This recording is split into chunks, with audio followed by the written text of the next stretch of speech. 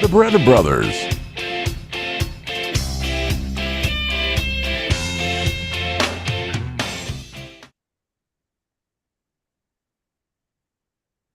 Yeah. Woo-hoo. Yeah. All right. Let's do this. So, everybody out there, I'm Bill. I'm Gene. That's Gene. And we have our engineer today, Mr. Jackson Beretta the Hand. Hello, everybody. Excited to be back. We have an amazing show today. You're going to see what's going on shortly. We don't want to give too much away. Quick little things, right, Gene? Gene, I think, if you're looking for some great Christmas gifts, some holiday gifts, Gene is doing some commissions of his artwork. Make sure you do that because it's really beautiful stuff. And of course, all of his amazing books. If you're looking for some great Christmas gifts, he certainly has a lot of them. And Billy, he'll be out doing lots of shopping for me this Christmas. That's Just right. wanted to mention that. I'll be selling his things at malls and things like that. What else do we need to say? Do we need to say anything? No, other than No. as we stated in the chat, it's going to be a big one. It is. And so why don't we just not wait any longer and just bring on our guest? Guest of honor. So this man is an icon, a legend of Sesame Street. If it weren't for this man, you would not be seeing the things that you've seen, the way the camera moves, the way it pushes in or pulls out. All of these amazing visuals of Sesame Street are a big part of why this man, or why they happen, is because of this man, Frankie Biondo. He is a legend indeed. So without any further ado, ladies and gentlemen, Mr. Frankie Biondo.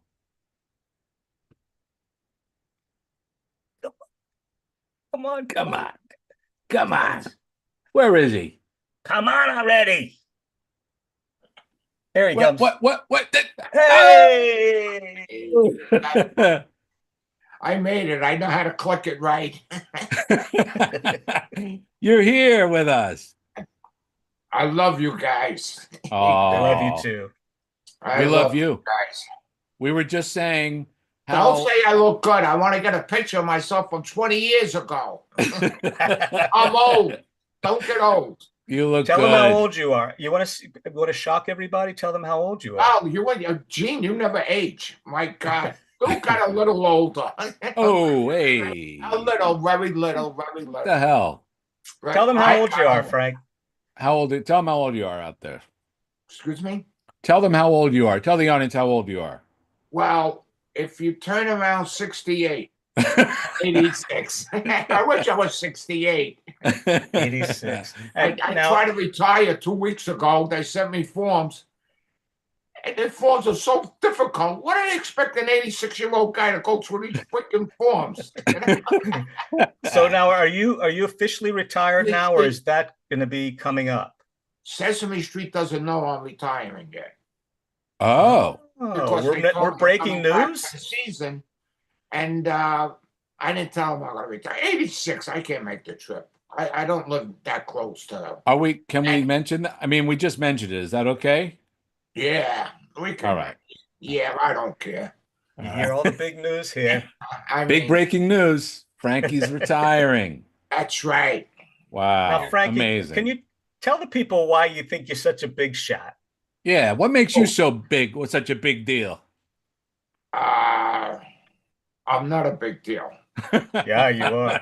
Now, don't forget, it takes street cameras, utility, audio, directors, producers, Muppets, actors to make a show.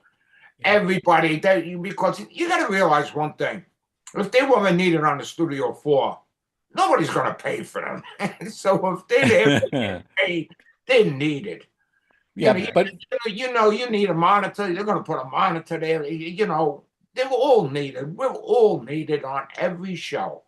Absolutely, but I think people should know you've been there since the very beginning, right? I mean, it's your eye. It's the way you shoot things, the way you see things as well that brings, like you said, it takes everyone. But without your eye, we'd be seeing a different show, I feel. Well, it's not easy to shoot Muppets. We had cameramen on because Muppets drive us to drink. They put the Muppet Me on. too. We have to tell some of them. They put that Muppet on, and then all of a sudden they don't know. We're on a tight shot. And they don't know that they moved the Muppet sideways. Don't move it toward the camera. Oh, God, right out of focus. We can't follow you. You know? We can't follow you. So listen, I know we're kind of moving a little quick, but I just want to ask you something. Do you remember who introduced us? I really think it was our great friend Kevin Clash. I'm sorry, who? Kevin Clash. What does he do? I'm trying to Come imagine on, it. give me a break. Does it- Elmo. Trying to imagine. Yeah, I wonder, Kevin. it'd be great if he were here, like we could talk about, how we met and we went to I'll be a son of a bitch.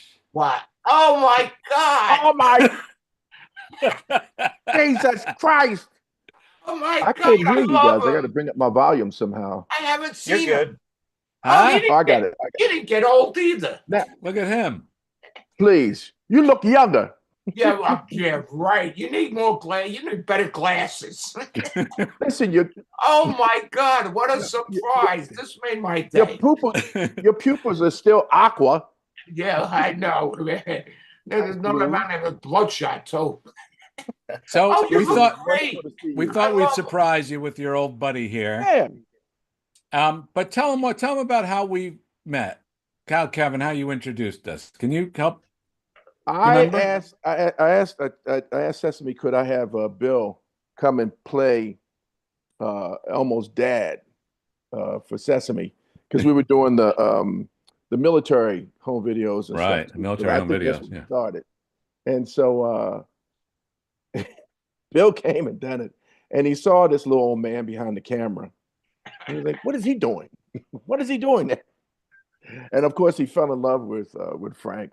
Immediately. And then for some reason it clicked that we were like, oh no, we got to take him out to dinner. We got to go eat. We got to go eat. It's Italian thing. We got to go Of eat. course. And I think We went to Little Italy, right? Yeah, we went to, what was it? It was in the East Village. It was like a little. What was It was a the first father place? and daughter. The father Because and daughter the four of us all went too to Cipriani's, but the first place we went was with The the three of father us. and the daughter. The father and the daughter down in the East Village or something like that. right. But remember, go ahead, Frankie. When he came in a rickshaw, we were waiting. Kevin called him and said, "Where the hell are you?" And we go, "He'll be there. I'll be there. Be there." What We're did standing outside. what And it's did a Bill freaking come in again, rickshaw. Frankie? Frankie, What'd what I did come- Bill come in again? A rickshaw. Rickshaw. Did I say it right? And I remember you go, he came in a rickshaw, not even a taxi. That's right, a rickshaw. We had to wait to eat. What was the best restaurant we ever Oh, ait? that was really good. Oh, it was And The, you know- the owner sat down with us and asked us what we wanted to eat, and Yeah. we got it for. That was the first time. Yeah. Yeah. Can I mention this one? Because I need to thank you in this one. Because Frank, you gave me one of the biggest thrills of my life. Because Kevin and Billy and I showed up at the restaurant a little ahead of you for the second Yes. one. I brought him a rose. I don't know if you remember. I Oh, brought yeah, Frankie a rose. But then Frankie came in with like 12 red roses in a what's it called? What's it called? A bunch of brown red paper. roses. Brown Yeah. paper. So he Oh, brings it in and we're laughing and everything. And we look over to the next table and there's Yoko Ono with a Mhm. friend. We said, "Oh my God, how can we just say hi to her?" And Frankie got up with the roses and went over to the table and Well, gave you them to remember Yoko. But he worked with Frankie him. gave us a story. Frankie, you told me you told us that you were there. I Go ahead, went with tell the John story. Lennon one day. And that was like 30 years before that happened. And Right. John Lennon was a great guy, mixing a song. And we spent from like 6 a.m. to midnight or later. And Yoko, at around 11 o'clock at night, she sent a chauffeur. Everybody used to hang out with me by the camera. And the chauffeur, and she came over to us and she said to the chauffeur, "Go out and get food for these people. They haven't eaten all day." And she brought back, the chauffeur brought back the food, and we ate and everything. And I went over when I went over to the table 30 years later with you guys. I said, I never got a chance to thank you Right. You for told us that. what you did. And she was, now all the young girls are looking at me saying, who the hell is this guy with Yoko? I looked like a bum because I didn't know Bill was coming in. I went to work that day and Kevin grabbed me, you're coming with me.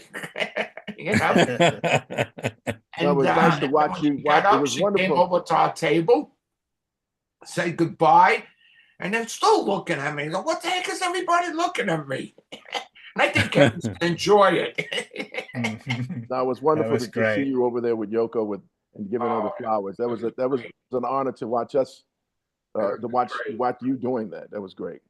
So, Kevin, tell me when you first met Frankie. Do you remember? Oh, you know what's really interesting is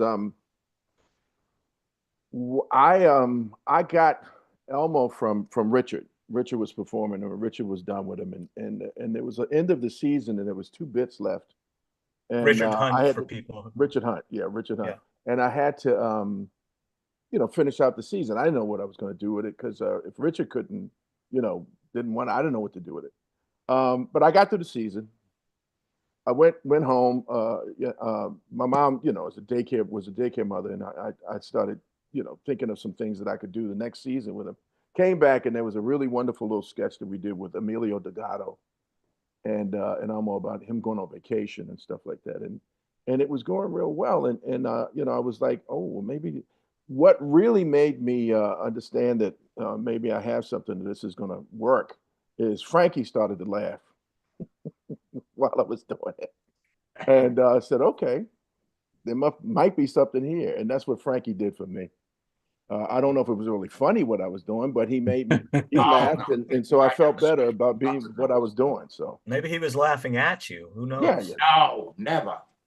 Well, at least you didn't. As a matter of fact, I met Kevin on another show before. Oh, that's right. That was right. What was that? What was that, Frankie? Yeah. Great Space Coast. What was it? Oh. Oh, yeah. When I met him, everybody told me, don't do the show. In between Sesame Street, we used to do other shows. They sent me on because a couple of guys didn't like doing the show. They didn't like the director and everybody. Right. Yeah. So they sent me. And I tell you, within 2 days, I fell in love with everybody. The director I thought was great and everything would stay knocked for weeks. And I didn't know. Could I get on? I loved this guy. He had the main character. And I loved everybody on it. I forgot that you had done. I forgot that you shot. Because what was the director's name? What was his name? Oof, can't remember. Dave. Well, Ted May was there. Ted May was AD. Oh, I don't remember him there. Okay, at the time I don't remember him. No, but I forget the director's name. But he loved you too. We had a good time on that show too. And then I came over to Sesame Street from there. Yeah. Well, you came over with Pam. That's right. Yeah, because Pam was on Great Space Coast. Pam was there. Pam. And there was somebody else. And Jim Martin. Jim Martin, that's right. Yeah, he came over from Great Space Coast. Did you know Jim, Bill? I met him, a few times. Yeah, out here actually. I think in L.A. Oh, all right. Yeah. Did you? But we always knew where we were at with Frankie. Yeah. While we're talking about the very early days, I guess it's appropriate just to ask you, Frank. When you stepped onto that set on day one, do you have memories of it? Do you have any initial impressions? Well, there's a saying. Ask Loretta Long, who Loretta Long is. She started the show and all of them. Who played Susan. When we were shooting that, the famous saying, because Loretta Long told everybody, Frankie always says, who's going to watch this shit? That was the thing I said on the floor at that time. Well, it was an ugly bird. It was 8'3". The head was whacked out. Kevin, you saw pictures. Yeah, it was a point. It was all skinny and. Well, Frank, I wasn't there. You were there. I wasn't there. I wasn't even. I was there. I said, who's going to watch? I wasn't even thought about that. And the thing went on every show and everything. Loretta Long kept putting it, and that was it. But after a couple of years, I think the crew even says, what are we doing? Because we were doing a lot of big shows. and we come and shoot a bird walking down the street, and Oscar was orange. Right. That's right. And some idiot in a garbage can, you know? And then after about the second season, I would say the third season, we start to understand, wow, this is doing great for the kids. Holy heck, well, then we start to love each other. But the first couple of years, we didn't give a shit. We wanted to get off the show. But then we realized how great the show was going to be. Mm-hmm. Idiot in a trash can. Idiot in the trash can, yeah. That's the best. So Oh that my was God. what? So Frankie, that was what? 1969. 69. I think I don't. You know, I get a little confused on that because it might have been 68 because they edited and played it at 69. So you know, because I mean, you did the pilot. No, I didn't do the pilot. Oh, you didn't do the pilot. Okay. That's the only thing I didn't do because there was another company. In a quick story, they went on strike, and our salesman from our studio took trucks, broke through the line, got the sets, made a deal, and came out, and they put it up on 81st and Broadway, and we shot the show. That's crazy. Yeah, we hated them at the time, the first 2 years, because we had to shoot this bird. You know? Oh, I thought you did the pilot for some reason. I don't know why I thought that. Yeah, I thought that too, but he would know. No, yeah, for sure. I didn't shoot the pilot. Wow. No, that's the only thing I did. The only person that did it as long as Dick Maitland. He did the pilot. And Chuck didn't do the pilot. No, because Chuck we worked for Teletape at the time. Teletape, okay. And this was shot at Videotape Productions, which is now ABC. Right. Who's behind you? Hello.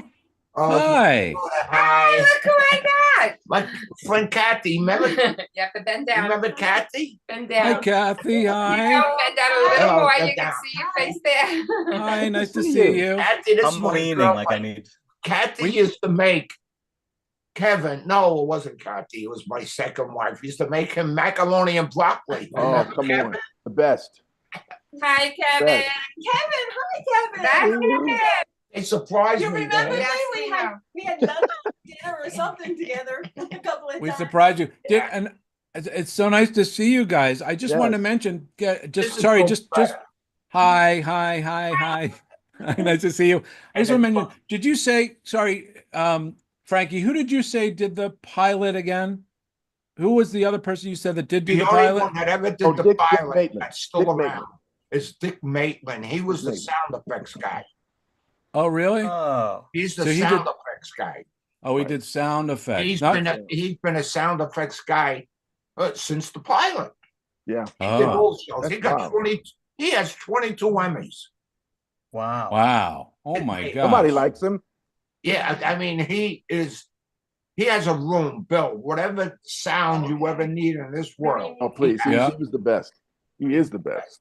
That's Wow. right. Wow. Well, I mean, what happened? Oh, we're trying to. Yeah, I think so. We're just having a little technical difficulty thing. But you know what? At the moment, we thought something might be fun is well, to kind of talk about some of the other people that were, on the show, obviously near the beginning. Yeah. We thought maybe this person you might recognize. Oh, Come on. well, Hang on. We're It's they're taking coming. a second. Let's have this young lady. I Right. can't see her. It's You don't Frank. you don't see him? Oh, yes, Hey, Fran. hey, Oh, Hey, Fran, how are you, honey? I am great. How are you? My God, you look great. You didn't get old. Now I've got a little Hey, bottle, look at me. in my on my shelf, and I stay. Oh my God. Hi, Oh, Franny. Yes. Hi. Fran, So, can you see us? like, am I on now? To Yes. say Yes, hi, you are. Frankie. yes, You are I on. see you. Frankie, I just I'm can't the old guy with the less hair and everything. wait. I just can't believe you're retiring, but I'm really glad you're doing that Can't because make the trip. Yeah, you know what? but you're gonna have a great time now. You can sleep late, Frankie. Can you imagine? Oh, You know what? I don't want to go out. Cameramen, they don't want to quit. They go out when they get thrown off a show because they can't do it anymore. I don't want to go out. I want to go out when I was good, and that's it. When I was okay, I still did the show, I sort of, and I was all right. So that's it. I don't want to go out saying, Frankie, I think it's time. you know what, Frankie, I felt the same way. I started feeling very old, lying in a blob on the floor and looking around, and But everybody. you're still great. Well, I Well, know, but there's a time to move on to the best part of your life. Yeah. And that's retirement. You can sleep late. You can play all the Sudoku, Oh, that's me. all the crossword puzzles, Yeah. you know? I have a new thing, Fran. Oh, I'm in Panera Oh. Bread. Panera Oh, Bread. every- Panera. I meet at least 10 people in Panera Bread every day. That's We great. have all these people that were sitting alone, and somebody pulled us together, and we all meet each other and everything. And if they don't show up for a couple of days, oh my God, look who's there. Who's that Look who's little here. girl? Who is that? You know who that is? Frankie? I haven't seen Cheryl. her in so Cheryl. long. Oh, Oh, where'd she where'd go? you go? Where'd you go? Where'd she go? Cheryl. Come back. he's There there. she is. There she is. I'm just trying to get my tech right. I needed to Hi, close Cheryl. the Bearings together. YouTube windows so they don't mess up your audio. So I'm sorry. You're good. There you Wow. are. Hi. Welcome. This is I a can disappear surprise. it if you'd like. Frankie, have you ever done a Zoom call before? Yeah, Sesame Street made us do it for that. What do you call that? That thing where you have the sexual orientation and everything. Oh, okay. Every year, yeah. Because your setup is great. Huh? Your Yeah. setup is wonderful. I spend hours trying to do mine. Oh no, I got a grandson that's a pro on this. I don't know how to work this thing. Good. But Cheryl, we wanted to, so just try and like an earliest memory of Frankie that you can share with us. Well, I'm sure that as kids we came to visit the set, and I bet that Frank probably remembers us trailing along behind my dad. But actually, my strongest memories really are in 1990, right after my father passed away, because Dulcie Singer and John Stone had an idea that they were going to train me up to really love, understand, appreciate, and really fall in love with Sesame Street by being on the production floor, and they succeeded. So they were letting me be a PA, and I got to work with the A team with John Stone and Ted May. Wow. He was there, and it was really fantastic. But it was a slightly strange time because it was also right at the time when we were negotiating with Disney. And so I would do one day in the lawyer's office talking to Michael Eisner and Brian Henson, and the next day in the Sesame Street studio.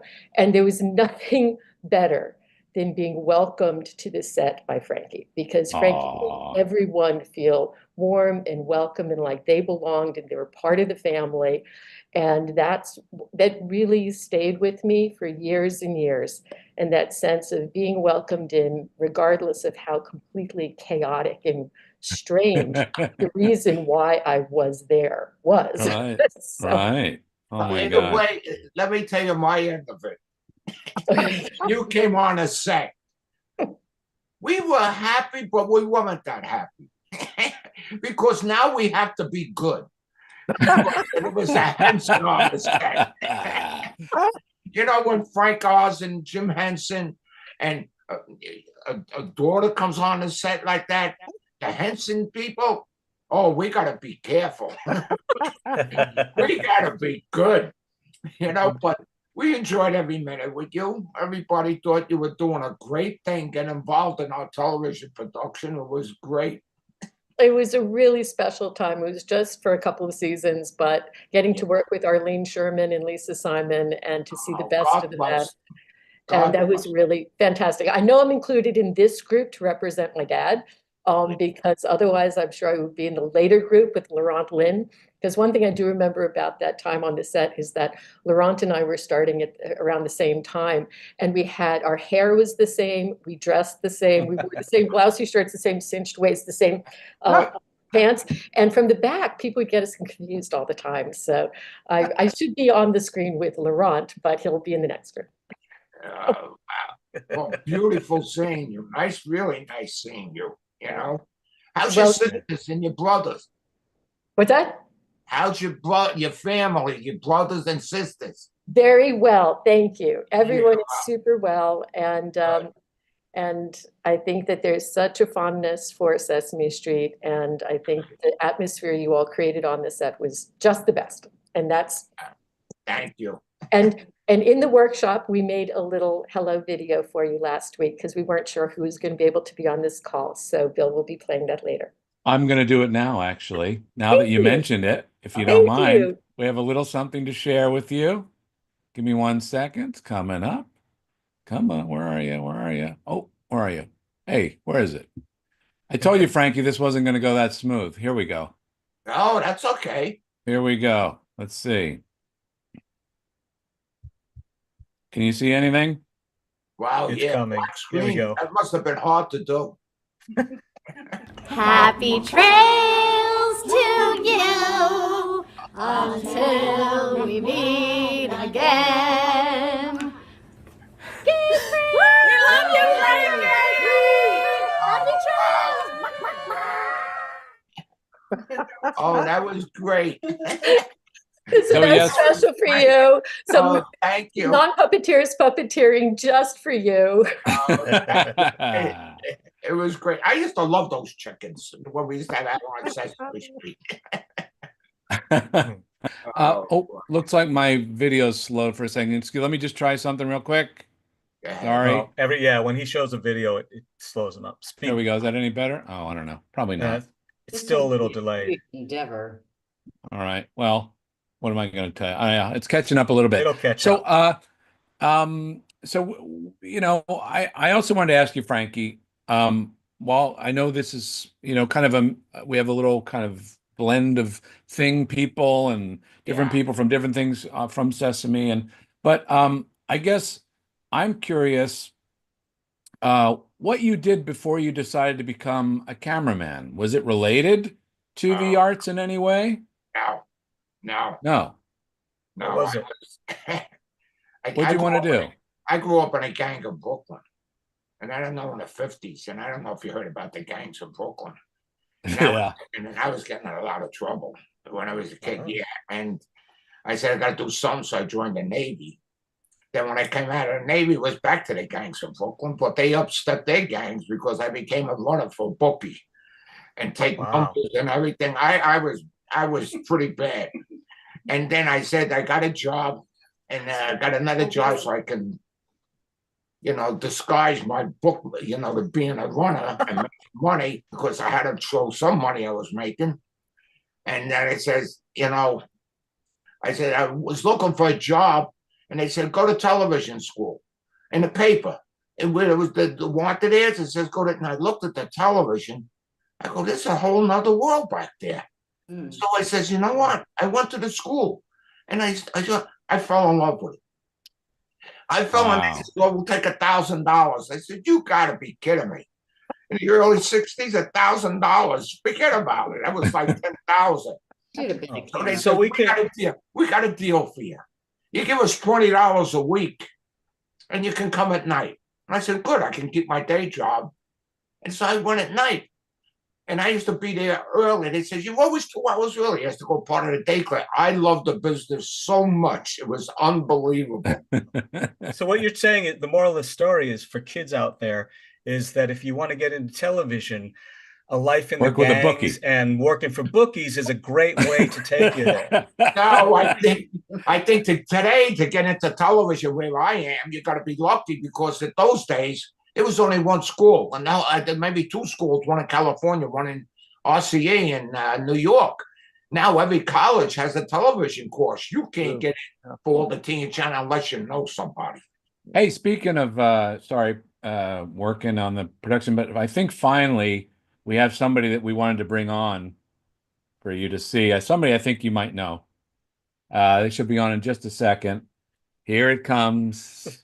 Sometimes Fingers it takes crossed. a little bit. That's I okay. feel like we're almost there. Come on. Come on. Mannaggia la miseria. What happened? I'm going to try it again. Here we go. You got it. Here we go. Let's see if this happens. What? I don't know what's happening. Don't blame me. No, I'm not. I'm not. Oh my God. I'm just trying to figure out. Oh, there he is. Hey, we made it. You know that guy? I don't see him. There's nobody And there. he's- There's Can you nobody see him, there. Frankie? Wait, Nobody your there. Hold on one grandson's fixing second. your screen. Hang on. Hold on. We're Oh gonna my see. goodness. You have grid view on, Frankie? Hold on. Gallery view. Oh, okay. I see it now. Oh, my best friend. No, my best friend is Kevin. Oh, So you Dick Maitland and his wife. There you go. This That's guy right. at my Oh, wedding, my God. you Hey, stole my Dick. wife. You stole Wait, my wait, wife Dick. at the wedding. I never got to dance And with her I because you were was at his dancing with her. wedding. Dick didn't dance. So every time there was a song, she used to ask me to dance. I danced with her more than he did. Hey, Dick, we got you on. That was it. We finally got you. Oh, look, he's got geez. Elmo. Look at well, that's Kev. one of Did that's he one hear of what I that's one said of about Frankie's. him? Did he hear what I said about him? Was he on earlier? Yeah, he heard. He was Oh, trying. Yes, he was trying to get on. We had a little issue. Oh, look. Jeez. Oh, yeah. That's my T-shirt. Did you Hey, pay Dick. for that? That's your T-shirts. Hey, That's let me ask right. Dick. Let me ask Dick a question. Go ahead. So, Dick, I mean, maybe this is, it's not the most interesting question, but I'm really curious. Like, do you remember when you actually first met Frankie, what your impression was and where that might have been? Well, it was in the studio, and of course, It was. my wife worked with him before he came to Sesame Street. Oh, yeah, that's right. He worked at a show called what? Search for Tomorrow. Search for Tomorrow. Oh, wow. Wow. Oh, yeah.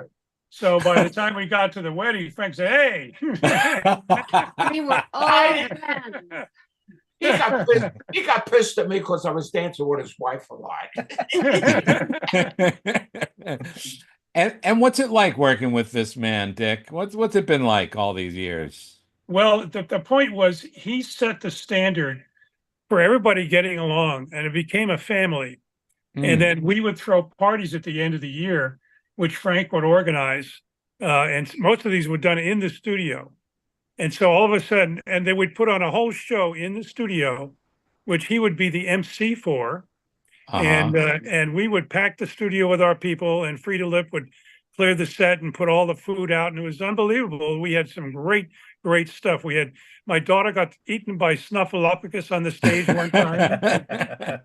And we had a great time with this guy. It was the soul of Sesame Street until the day he left. I didn't. And I got that job. Richard Hunt was the first MC. That's right. That's right. That's right. Richard Hunt started the show, and then we used to put a camera and we tape him. And then one day I used to ask him what's coming up, so I know what to shoot. You shoot up a monitor for a Muppet or something. And he says, in a couple of things I am going to perform myself. So I says, you can't be the MC and then you're going to introduce yourself and say, here's Richard Hunt. I said, you got to be kidding me. So I said, no. I said, I'm going to introduce you. He said, okay. So I introduced him. He came on, he performed, everybody applauded. And I says, come on, think how much you're going to pay. You pay him for the show. Really, give it from Richard Hunt. Then afterwards, after the show, he says, okay, kid, you got it. From now on. That's right. That's right. He was outrageous. Oh man. It's gonna those are some of the best years of the studio, and Yeah. and it became the soul of what you did was the soul of the show most of those years. The show So, was so popular. Yeah. that one day I called up, I went to Kevin. I says, Kevin, because I love one thing in life, I want to be Santa Claus. Believe it or not, because I used to give out things while they were singing Bob McGrath and everybody singing Christmas carols.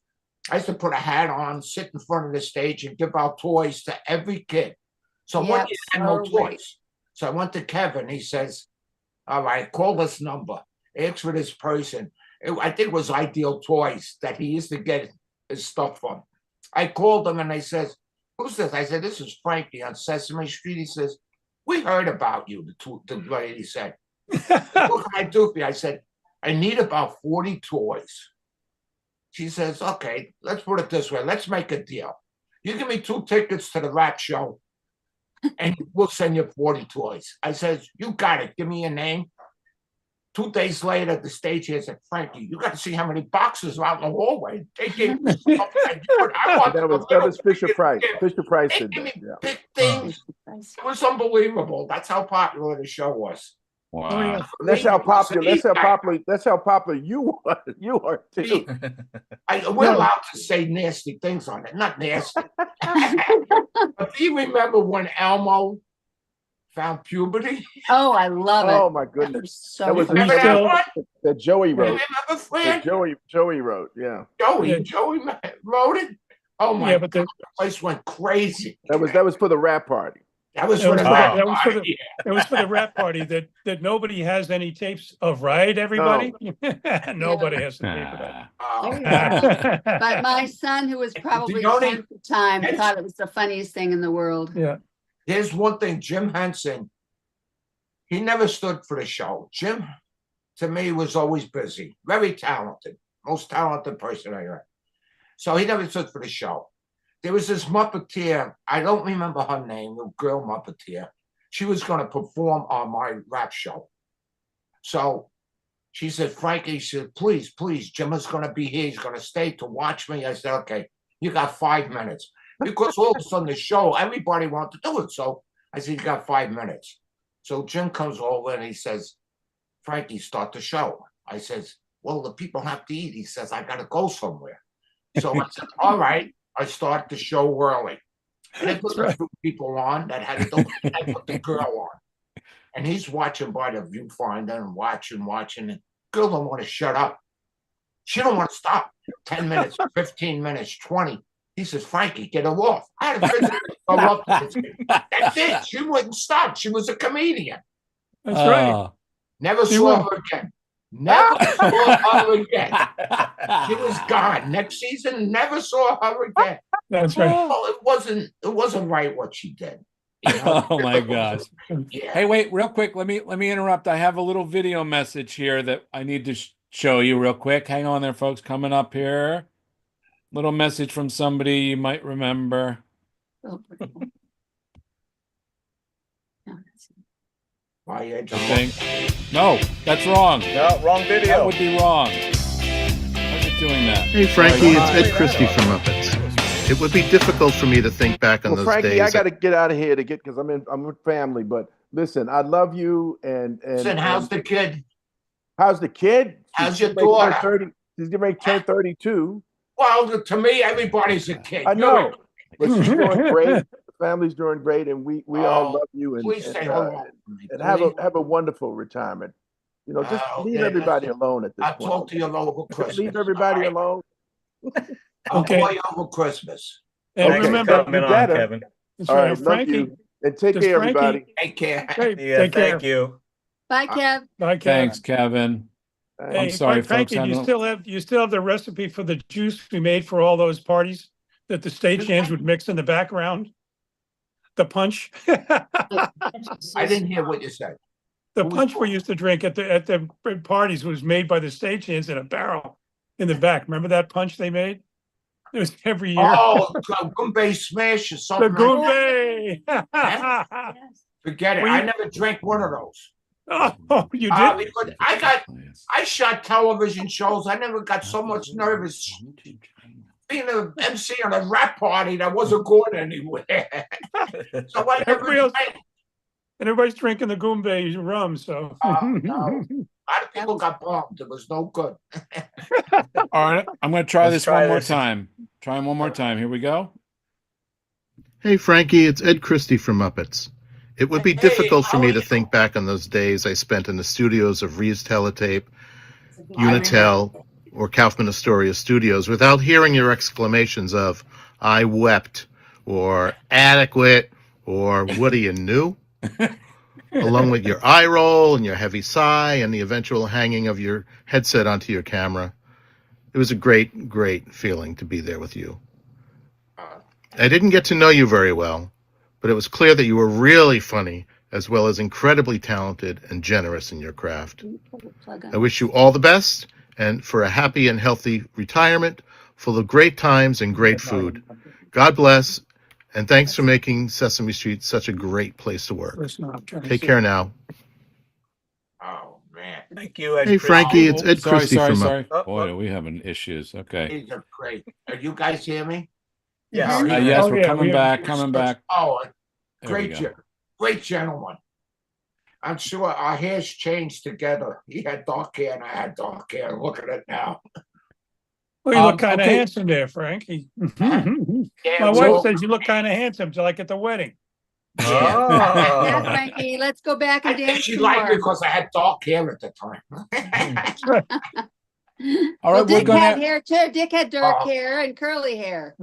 Ed Christie was a great, is a great guy. I can't Yep. say was, he's still around, right? That's Thank right. He God. is. That's Yeah. right. Thank Yeah. God. Well, we we're lost gonna- a lot of, we lost Frankie? a lot of people. Yeah, Frankie, we wanna thank these folks because there is some more fun to be had. So we're gonna ask our friends here to say goodbye. We might Thank see you, them everyone. actually a little bit later. We'll see if they can We'll join us try. We'll after. try to be there for you, Frankie. Love you. I'll talk to you, Dick. Okay, Love you, baby. Godspeed. Franny, thank you so much, Franny. Thank you. Bye, Fran. Good Bye, to see you, Fran. Franny. Thank Bye, you. Fran. Thank you, Fran. Send them to Trying them. to leave. Sorry, what we're gonna do? It's No, time don't to leave. go. We're gonna send you and then come back the same way, Dick. Okay, Okay. Okay. we're gonna hit leave. I hit Okay. leave, right? I hit the leave button. Yeah. Yes. Yes, Okay. please. All right, how you doing so far? I'm doing great. Oh my God, it's a surprise. I thought I'm gonna have to look at you two guys all this. I know, right? Now you got something better to do. It shocked me with Kevin and I Cheryl. know. Everybody. It shocked me with everybody. All right. Well, we have a few more friends we thought we would bring on.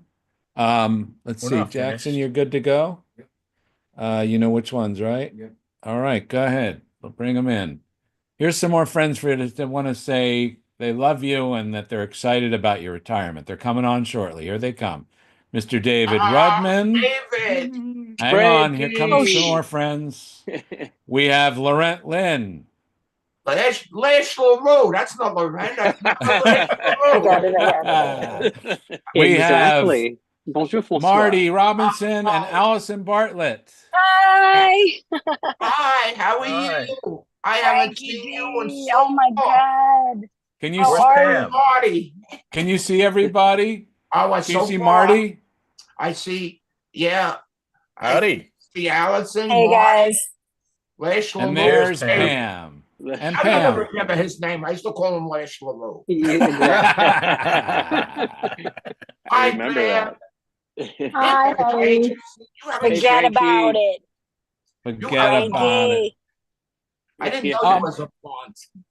Where can we? Who would like to go first? If anybody has something they want to talk about, whether good or bad about this guy, can we hear something?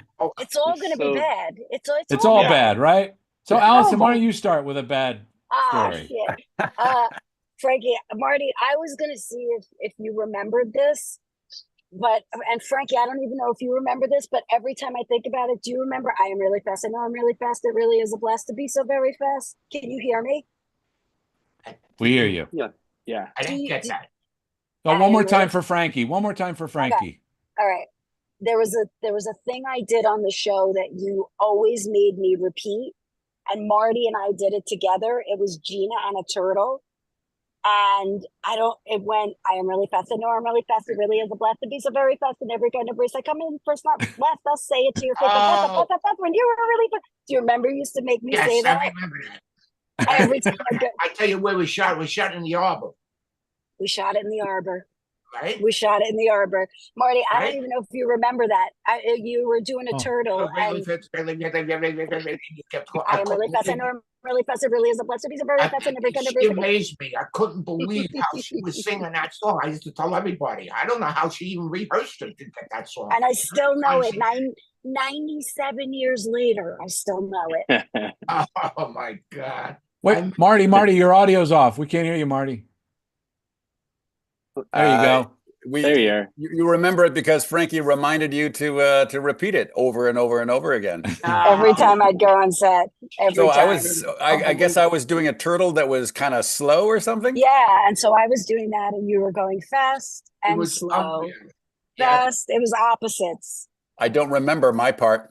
Because we're very old. We're not going, but yeah, very old. I can remember scenes, but I can't remember names. Right. I'm Pam. This is Pam. I don't know if you've met. Nice to meet you. So anybody have a little story? Has anyone talked about the rap parties yet? A little bit, but go ahead, David. A little bit. No, I just, they were legendary. It was we were 8 months in the studio, and probably the last month was all working on the rap party with Frankie. And just spending, time going through with him, and he would have a list of people, and everyone would say, "I'm going to do this for the rap party," and everyone would, want to do their special talent. And Frankie hosted it. He was the MC of every rap party from, at least when I was there, from the 80s through the 90s, and they were so much fun. And you were the best MC around, and you made it fun for everyone, and everyone had, was included. And even though we drove you crazy with what we wanted to do. And Frankie I missed 1 year. I missed 1 year. I walked out and Marty took over. Marty was MC that year. I took over? I don't remember that year. That's another thing I don't remember. The producers, and I said, "You doing okay there, Marty?" Are you sure it wasn't Richard Hunt that took over? Apparently, turtles and MCs, Marty. There's an issue. Yeah. But Pam, what were you going to say? Frankie came up with what? I was going to say Frankie came up with a lot of ideas for what we did. When we did Who Are the People in Your Neighborhood, he was the one saying, wouldn't it be funny if Bob did this? And the people in his neighborhood were like a guy with a knife and a hooker and a Well, it was the neighborhood by the studio in Unitel when we were at 55th and 9th. It was the actual neighborhood. He played the hooker. Who's the hooker in your neighborhood? Who was a hooker? I don't remember who played that. Who was the hooker? Well, Pam was the hooker, of course. Yeah. I went to Bob Kraft. I said, "Bob, I got a crazy idea for the rap party." He says, "What?" So Bob, to me, was always, easygoing, flopper. That's how Bob I thought was. So I said, I wrote something out. I says, and we want to put it to the song, Who the People in Your Neighborhood. But I says, in this neighborhood, there's thieves, crooks, hookers. I says, so why don't we just change it? He says, great idea, Frankie. Let me see. He says, I want to hear some more. The hooker is the person in the neighborhood. Came out beautiful. It was great because it was wholesome Bob was singing all about the prostitutes in the neighborhood. Dave, oh my God. Who did you play in that, Dave? I don't remember. I was the mugger. I don't remember you were the mugger? You're the mugger. I was Marty, the mugger. drug dealer. That's good. I got to hold a knife to Bob's throat. Oh my God. Yeah. So Marty, that says, can you hear me at all? Yeah. Okay. Yeah. Let's see, Marty, that says a lot that you don't remember the turtle. But you remember being. You remember the knife. I remember so holding a knife to Bob's throat. Who would forget that? Turtles. But Frankie on Sesame Street. Frankie, I just first, Bill and Jean, thank you for doing this. Yes. Surprise, Frankie, but really, thank you. This is special for us too, because my gosh, look at all these wonderful friends and family here. This is incredible.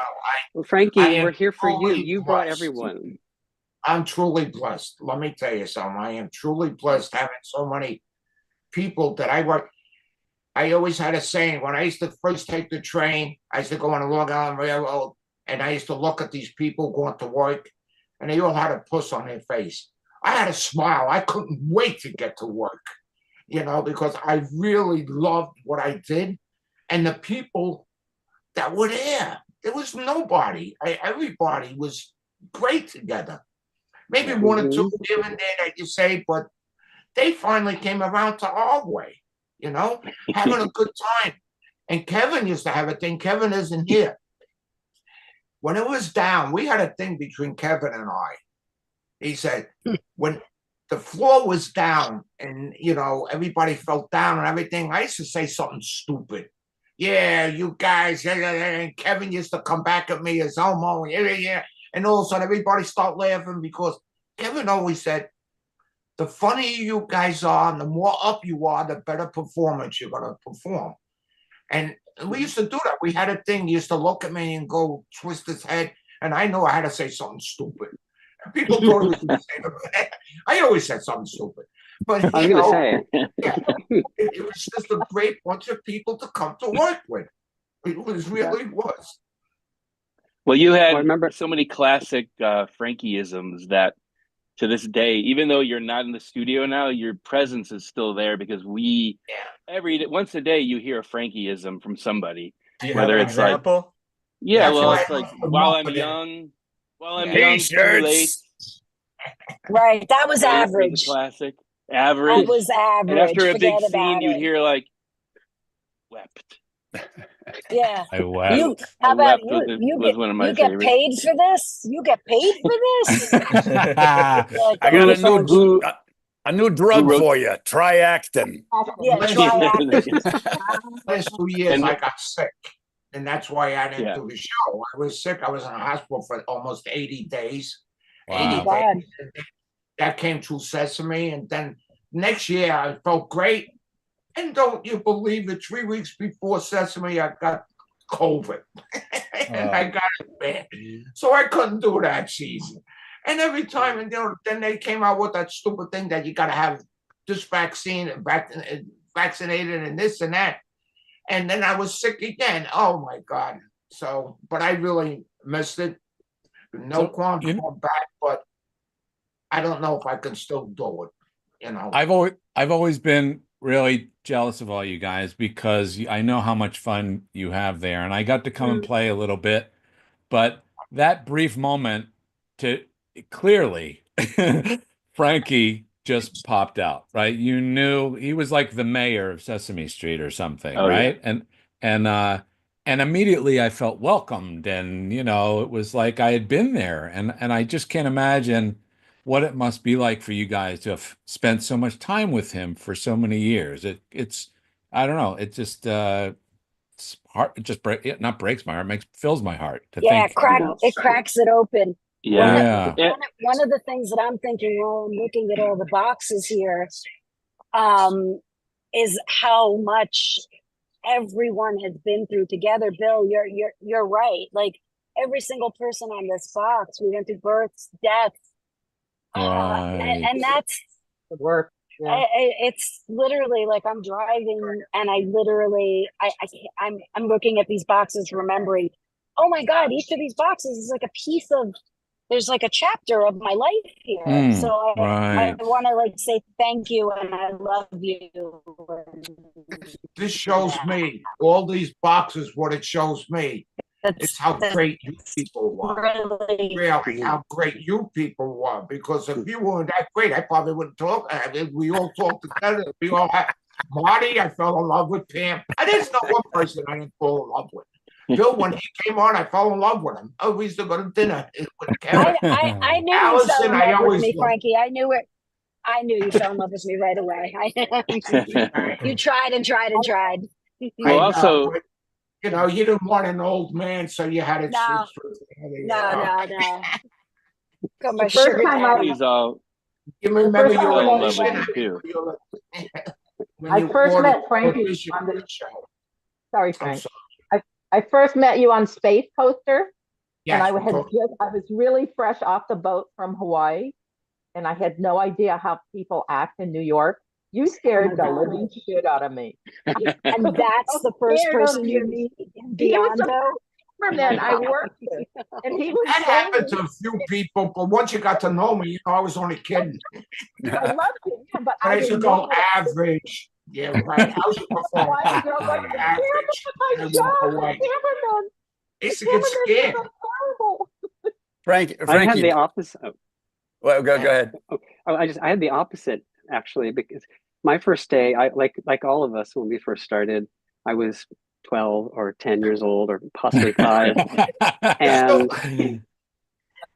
I had my bar mitzvah last year. I'm very excited. So, Mazel tov. Thank you. Finally, I'm a man now. So, it's my first day, and this is Dulcie was produced. I was executive produced. Lisa Simon, John Stone was directing that day. My first day on set. Oh, I was a wrangler on set. For those who don't know. And then I later became creative director for the Sesame Street Muppets, but that was later. And so I was just starting out, and right away, you know what you said to me, because we were introduced like, this is Laurent, and you said, Frankie, no, you're Lash LaRue. And so, because you couldn't say my name. An old-time cowboy or something. He looked like Lash LaRue. Well, and you couldn't say my name either. You were like, I'm not pronouncing that. So, and Lash LaRue was like by that movie star cowboy from the 40s who always dressed in black and had a whip. I was like, all right, I can get into that. So, but then, so it was always Lash LaRue, and then I had Lash on my jackets, the season jackets. I put Lash on there. So, you gave me my Sesame nickname, but right away you were just like, you welcomed me, and I was like, okay, you made my shoulders kind of go like this, and I was part of the family. So I just really want to thank you for that. Family was good. Yeah. Well, I just Frankie, please go ahead, Marty. My first day on Sesame Street was in 1981, and I showed up not knowing anybody at all on the set except you, because we had worked together on that pilot for Bill Baird called The Mall. Right. A couple like in 1979. That's right. And so I'd met you then, and and gotten a full dose of your personality, because you were the mayor. We shot that in about a week, and you were the mayor of that shoot too. So by the time that I came on Sesame, I saw you. I said, "Oh my God!" An anchor to hold on to in this sea of uncertainty. An octopus in a pizza place, making pizza. Making pizza. The producers said it was beautiful, except they put a real cobblestone on the floor. Remember, Marty? Yeah. And they were truck shot. You couldn't truck. You go. So octopuses and knives. Yeah, and there was Frankie telling instructing the art directors and the producers of this thing that they had to pull up the entire floor, which looked really pretty but didn't work at all. So they're prying up all this cobblestone that they had glued down to the floor of Reeves Teletape. Hey, I hate to interrupt. I'm sorry, Frankie. But I there's a lot of people that really want to see you, and a lot of fans. I love you guys. Have a healthy Christmas. Bill and Jean, thank you Frankie. for putting this together. Thank you so much. This is great. Thank you, Allison. Frankie, are you holding up? Are you holding? I mean, this is you've been here for hours, haven't you? Need a bathroom break? Yeah. Give him a break, for God's sakes. You got all right. I mean, we come and go, but he stays. I make sure I got my water here when I took a pee. I'll go to and worst comes to worst, you can pee in the water bottle. Love you. There you go. Love you guys. Frankie. Thank you so much. Frankie, If you can come back at my the end, family- please come back at my the end if you family sends can. their Love love to your too. family. I always used to say that. Say hello to your family. What time do we come back? About I remember that. 2:10, Marty. 2:10. Sorry, that'd be 5:10. No, 5:10. 5:10. Okay. Sorry. All right. Thank you, Bill Love and you Jean. guys. Thank you Thank so you. much. Thank you. Love you Thanks, so guys. much. All Bye, right. Laurent. Bye, everybody. Bye. You know, Billy, Laurent and I used to work together. He designed two of my early books. I know. Cool. All right, Frankie, we got one more thing. Marty, love you. We'll see you soon. All right. We got another guest for you, Frankie. Yeah, we're gonna get you rid of you. There we go. Here's somebody maybe. I don't know if you recognize this person or not. But we thought I don't know if you know this guy. Frankie. Mr. Frank Oz. Oh my God, I haven't seen you. Oh my God. How are you, Mr. Frank? I'm good. So you're retiring, I understand, and setting up a racetrack in Cleveland or something? 86 years old, it's time. 86. I don't want to go out with a, say, get the hell out. You can't do it anymore. So I'll go out on a good note. I hear you loud and clear, man. You're 86? Huh? You're 86. Yeah. The only good thing about it is that you and I both know that Bill will also be 86 at some point. Yeah, in about 50 years. Hey, I'm glad I just wanted to join you and say hi, Frankie, and say how great it was to be with you, and congratulations on having this little get together from Bill. Oh, And listen, Gene. I gotta thank the brothers. The Beretta brothers are great. Beretta brothers, yeah. Well, Thank you for taking the time and to come on a podcast. Of course. And Frankie, just so you know, actually, Mr. Oz is actually getting ready to jump on a flight, so he wanted to pop on real quick and just say, nice things about you, which he doesn't say these things behind your back. But I gotta tell you, it was always fun with him and Jim. There was the talent of the show. Yeah. And every time they did and me.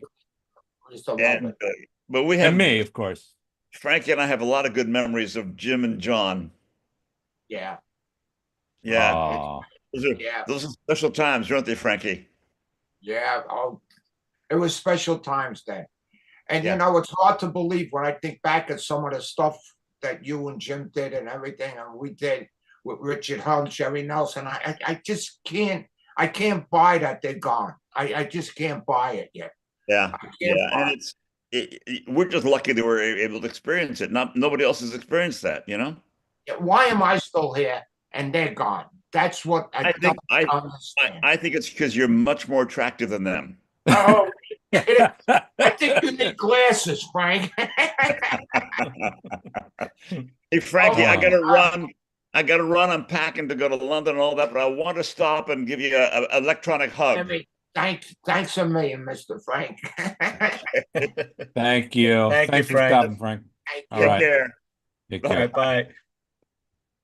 So, oh look, there he goes. Who is that?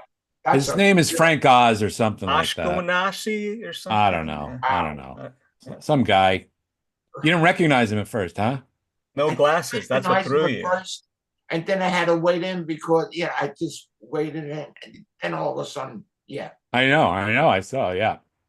You're still delayed. Oh, who the hell would recognize me either? I show you a picture of me 20 years ago. You wouldn't recognize me. Oh, I recognize you. Oh, yeah. But wait, I'm gonna try and play something for you. I have another video message. Excuse me. Now we got some other people who want to say. And then we have another nice group coming soon. This isn't going to end, This is like all night long. This is like a Jerry Lewis telethon. Oh, that's okay. Yeah, why not? All right, here's a quick. There's a great story, Richard Hunt, when we used to collect money for somebody. Oh, look at this. Hold on, let me. Used to collect money for somebody. Used to go to Richard Hunt. Richard Hunt used to empty his pockets out, and I used to have to count the money, put it back in his pocket. He was so generous; it was unbelievable. Oh. All right, here we go. Here's a message from a friend of yours. All right. Oh no, that's wrong. What? Why is it picking these? Oh, I see. That came up for me. I apologize. 1 second. Here we go. Hey, this is Joey Mazzarino, and I get asked this all the time. Who is the greatest character to ever come out of Sesame Street? And I think about it, and I think I have an answer, but I want to give you a little pop quiz, who I'm thinking of. Now, this character, he's on Sesame Street, and he had a friend, and he always bickers with. But the friend's name is not Bert or Ernie. His friend's name was Chuck, and they used to bicker back and forth all the time. Wait, I have another clue. This character is... he's obsessed with numbers all the time. And in fact, instead of doing his work, he'd be sitting there plugging these numbers into what he liked to call his Sudoku, and he'd always be doing those numbers. No, I'm not talking about the count. Here's another clue, okay? This guy is obsessed with hosting shows. Year after year after year, he would host them all the time, but they weren't game shows, they were rap shows. Nope, it's not Guy Smiley. Let me give you one more clue. This guy, people think, he's got this grouchy, kind of rough, gruff exterior, but actually, he's got the sweetest, most gentle heart of all. No, I'm not talking about Oscar the Grouch. The greatest character ever come out of Sesame Street is Frankie Biondo. And he is our living Muppet. Seriously, Frankie is, he's funny, he's awesome, he's kind. Ever since the first time I visited Sesame Street when I was still in college, the first person to talk to me was Frankie. Invited me behind his camera. Let me hit his buttons. It was very nice of you, Frankie. Let me touch your buttons. You let me touch your Zoom, which years later I said, no Zooms, Frankie, no Zooms. But honestly, whether I was puppeteering, whether I was writing a script, whether I was directing an episode, the guy who was always in my corner, always rooting for me was Frankie Biondo. He's not only number one camera, he is number one in my heart. I love you, Frank. Congrats on your retirement. You are the best. Mwah! I love you. Thank you, Joey. Thank you, Joe. I don't know. He can't hear me. Thank you, Joey. Joey was great, man. He came on out of college. Yeah. He was a great kid. Yeah. Yeah. He was talented. We never knew how talented he was. He kept going step after step. Like, this guy is talented. Yeah. Well, they were all talented.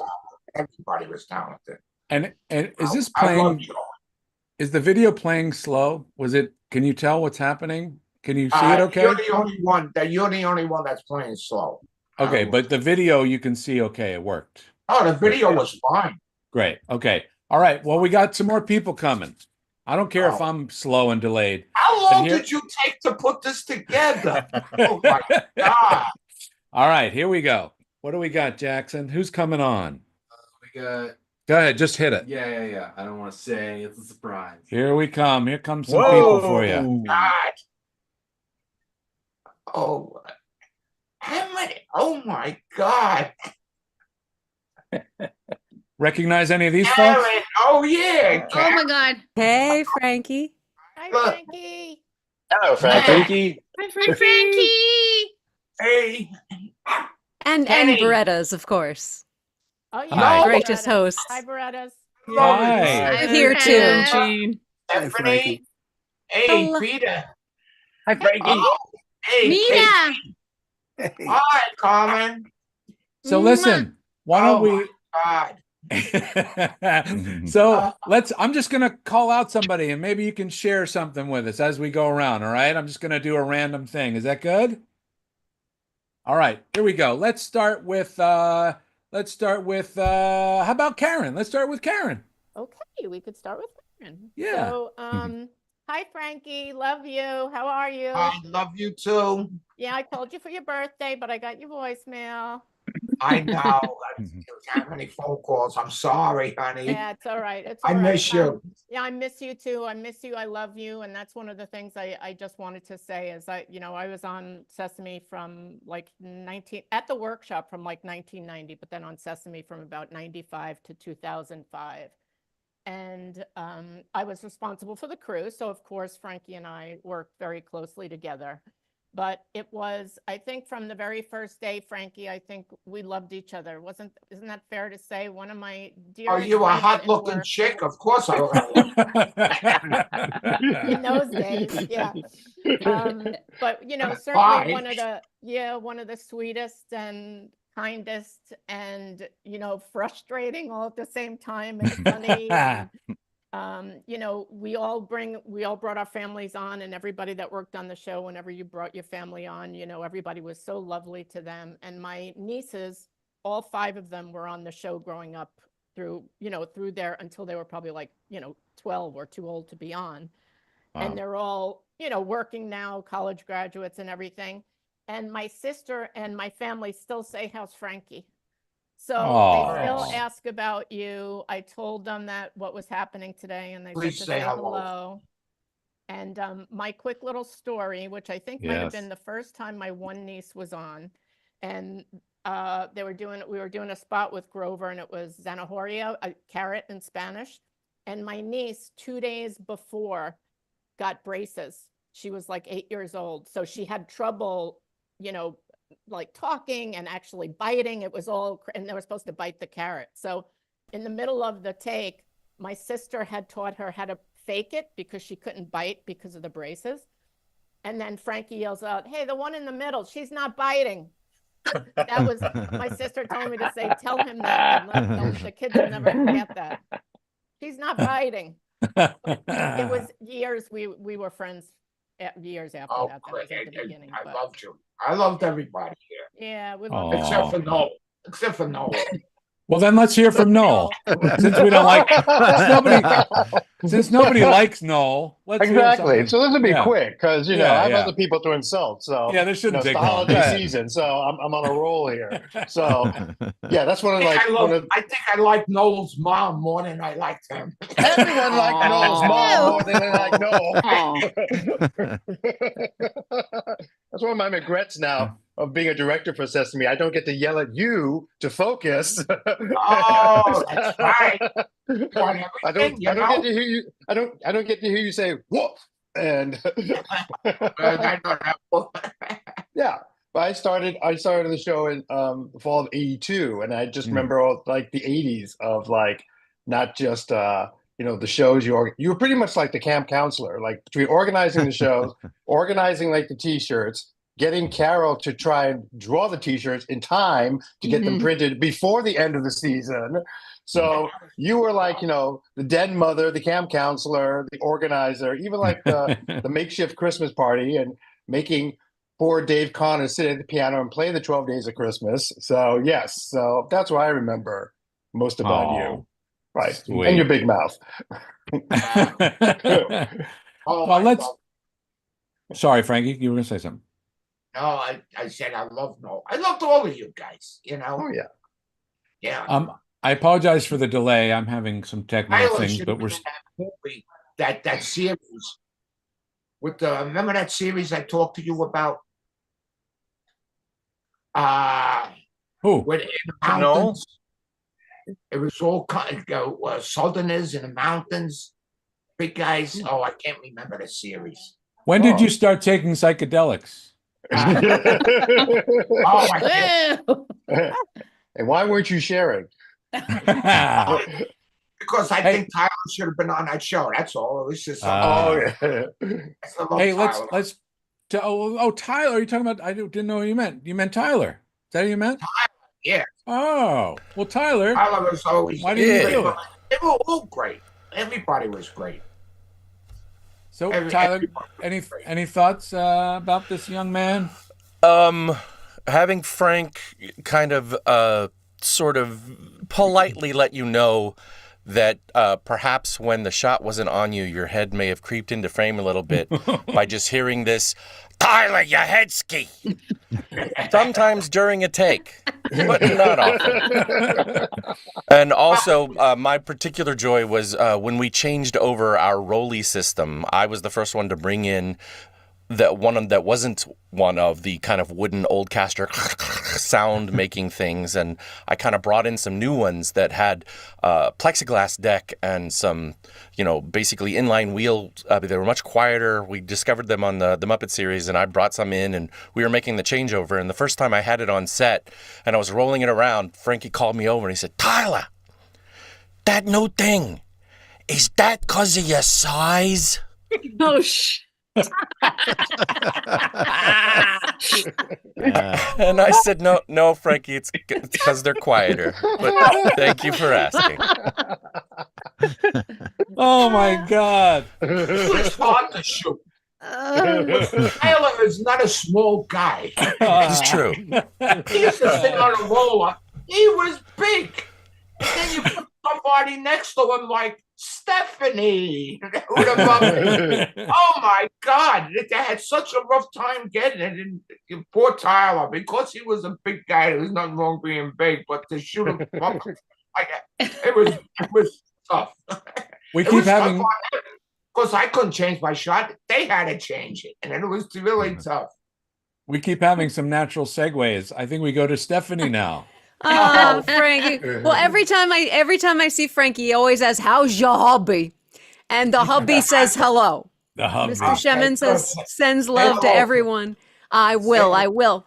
So my very first day, November 93, my first day doing a puppet on Sesame Street, and outside the Muppet Room, I don't have the shirt anymore, but I have the order form for the season 25 cruise shirt, right? Wow. So I figured, well, Can I still get in an order?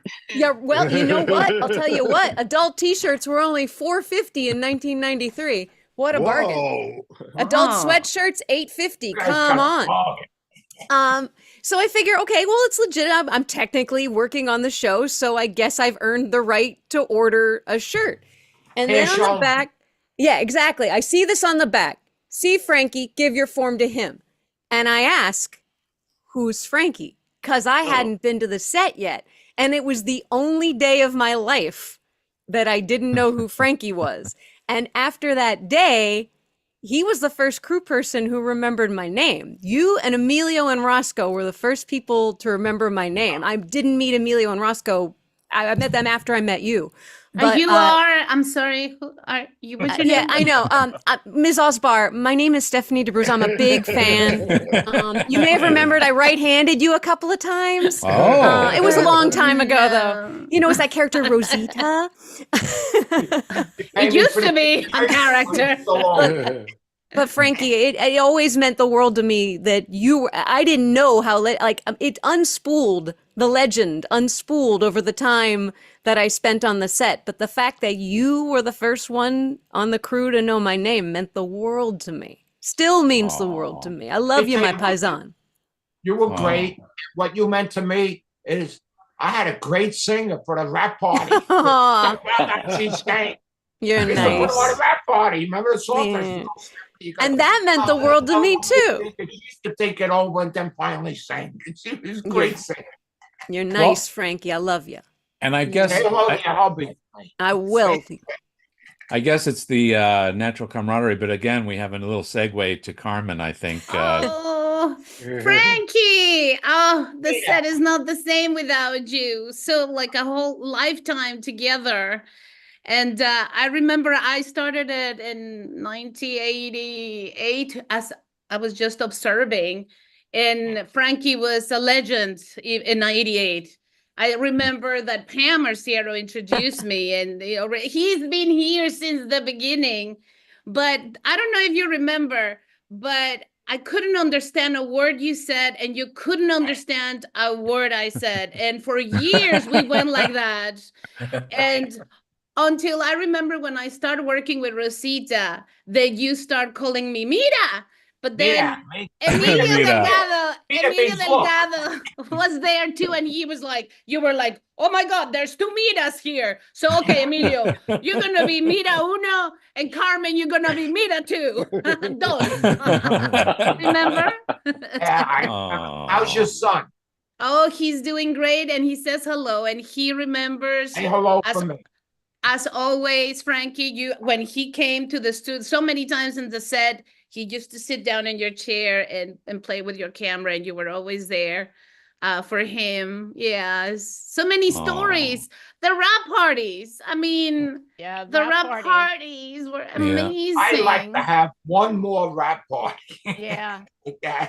Really. You guys should do it. Do another one. I know.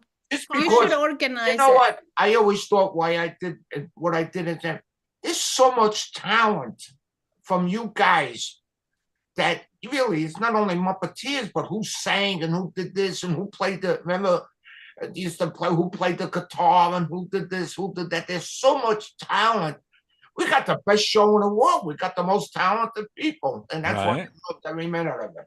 And look Remember how everybody used to crash it after in the early 2000s, up until I know I was there. We used to get the people in the other stages used to come and crash our Christmas party because it got so big. That's right. And we used to crush too afterwards. If you look at if you look at Tyler's window, Marty mentioned this phrase, try acting. That's an old saying. Yeah. That's my old saying, try acting. How about if we go to Peter? Try acting. I actually have a good segue. Comes in a bottle. Try acting. Yes. That's a great segue for my story. A lot of people have already said and can relate to a thing that meant so much to me about you, Frank, and the way you know, when my wife was sick with cancer, every time I saw you, how's your wife? How's your wife? How's your family? So sweet. And then you all made a video for us when she was in hospice. Meant so much to me. But the thing I wanted to say is that every time any of us get together these days, and the subject of you inevitably comes up, and Allison, David, and Marty already alluded to this, we came up with this Frankie Biondo's greatest hits. And if you don't mind, it seems like a good time to read them to you, if that's all right with you, Frankie. Yeah. Okay. All right. Some of these have already been covered by others, but here are Frankie Biondo's greatest hits. While I'm young, too late. I wept. Number 3. There's no particular order. T-shirts. That was really average. I quit. I got a new prescription for you. It's called Triactin. Up your muppet. I got a two-ski. Right. Hi, honey. Get your head ski out of the shot ski. I'm under a lot of pressure here. Who wrote this shit? What are you, new? Sudoku. Marty, that was excellent. Dollar Friday. And then Allison added I just added it to the list. You get paid for this? Oh, it's great. Did you? Oh yeah. Yeah. No, thank you. That was a group effort. We're still adding to it. See, you guys, to me, I didn't know why I was there, because you guys are very talented, all of you, in every position you guys hired. And they didn't know why you were there either. I was lucky to shoot you guys. I was happy to shoot you guys. If Kenny gave me the right shot, then I could shoot you guys. It was my fault if you're out of focus. Segue, baby, segue. Yeah. Come on, Ken, your audio's off. Come on, Ken. The other director, man. Vogel. Hold on, we'll get there. Ken, there you go. Ahead, Ken. Frankie. I love you and I miss you. And every time in the studio, I am still waiting for your return. It's kind of godly. But I guess not happening, huh? I was sick the last couple of years, and which every time the season almost came, then I got COVID on one season, and then oh my God, I mean, I'm fine. I don't want to go out. Good, that's good. You can't do it anymore. I got you. You know, I got you. But you know, there was always these rumors early on in the season. Frankie's going to be back next week. Yeah, next week in a couple days. I was supposed to be back this year. I got COVID 2 weeks before, 3 weeks before. Yeah. Well, Frankie, you always had a way of keeping everybody grounded, reminding everyone that we're all human. Early on, when I was in my early directing days for Sesame, Frankie would always give me advice like, that'll never work, or why are you doing it that way? But the best piece of advice, and talk about grounded and pulled my head right out of the scene, was he got near me early on in the scene. We had just read through, and he says, you got bats in the cave. And I looked at him, what? Ken, you got bats in the cave. I'm like, bats in the cave? What do you mean? He says, he pulls me closer. You got a booger hanging out of your nose. And I was like, oh, that's in the cave. Okay, and then I could go back in. Kenny, I love working with you. I love when you direct, and I love when Matt directs. You know, I love them all. You know, really. Yeah, no, you are the best, and you are the heart and soul right there, and you guys were. you anchored everybody, and those rap parties were phenomenal, and boy, did you transform into another persona, or maybe really the same persona, just a chance to be up in front of everyone. But all I know is when I was directing on Rap Day, that was like the worst curse you could ever be given as a director at Sesame Street. So because the rap parties happened on set, which was the most wonderful thing. That's and right. and your families were invited. You know, it was a really great thing, and everything was right there. But if you were directing that day, and you fell behind, ooh, you're in trouble. And I remember, we'd be shooting a scene, and then, all right, we're moving to the arbor, and we're going to shoot this scene. And then Frida would step up and say, Ken, no, you can't shoot there anymore. Because look, the bar is being set up over there. I said, all right, well, then we're going to move around the corner. We'll shoot near the nest. Ken, you can't shoot over there. Look, the buffet is being set up. And as the day went on, before you know it, there's one little corner you could shoot in, and whatever scenes you had left had to be shot there. And most of everybody was drunk. Yeah, well, yes, exactly. Thank God Karen used to help us when she came on. She made the party even better. I got the stage, but she got cocktail tables. I remember that. Karen did that. She rented cocktail tables, so it made it look nice. And in the beginning, everybody used to hang out in the bar. When I got the stage, I said, so don't be afraid. Come closer. Then once they saw it, the next year, there was a line in the hallway, an hour before I stopped taping. And if you got stuck taping, there's a line out there. I want to come in. We used to get all the food from, which was so nice. We used to get all the restaurants in the neighborhood. I don't know what the neighborhood is like over by Kaufman anymore, but it was when the Greek influence really started to pick up, and it got really trendy at that time, maybe like late 90s. But we used to cater out from all the local restaurants. It was so fun. Hey, let's go. I want to go to Lars. Hey, Frankie, how are you? Oh, good. How are you? I'm good. I just wanted to say thank you so much for all the comic relief, because, puppets is not brain surgery, but some days people act like it is. And because of you, you just made everything feel better. And you really brought the family to the show with your pie day and all your different days. And I would be like, oh, why do I have to bring a pie tomorrow? But after the pies were all there and everyone was getting along and talking, we understood why. It was so good. And I just wanted to, maybe you could tell us about your famous glasses that you had made, where you had the bifocals reversed. Oh yeah, so when I'm looking at a viewfinder, if you look straight ahead, everything the viewfinder is always up a little, so you're always looking up. So, and you got to see the person, and then I'm looking, I'm going to. I had the bifocals on the bottom. I had to pick my neck up like this to look at the viewfinder for a spy, Wow. I had to look, so I says, you know what? If I reverse the situation, put the bifocals on the top and have clear on the bottom, this way I can look, because I had to see where, say, Tyler is compared to what if I had a shot of Tyler, right? I could see clear and just go like this, move my eyes up to the viewfinder with the bifocals, and I could see the viewfinder and focus. Brilliant. Yeah. Brilliant. That's amazing. And Franklin's rolling over in his grave. Yeah.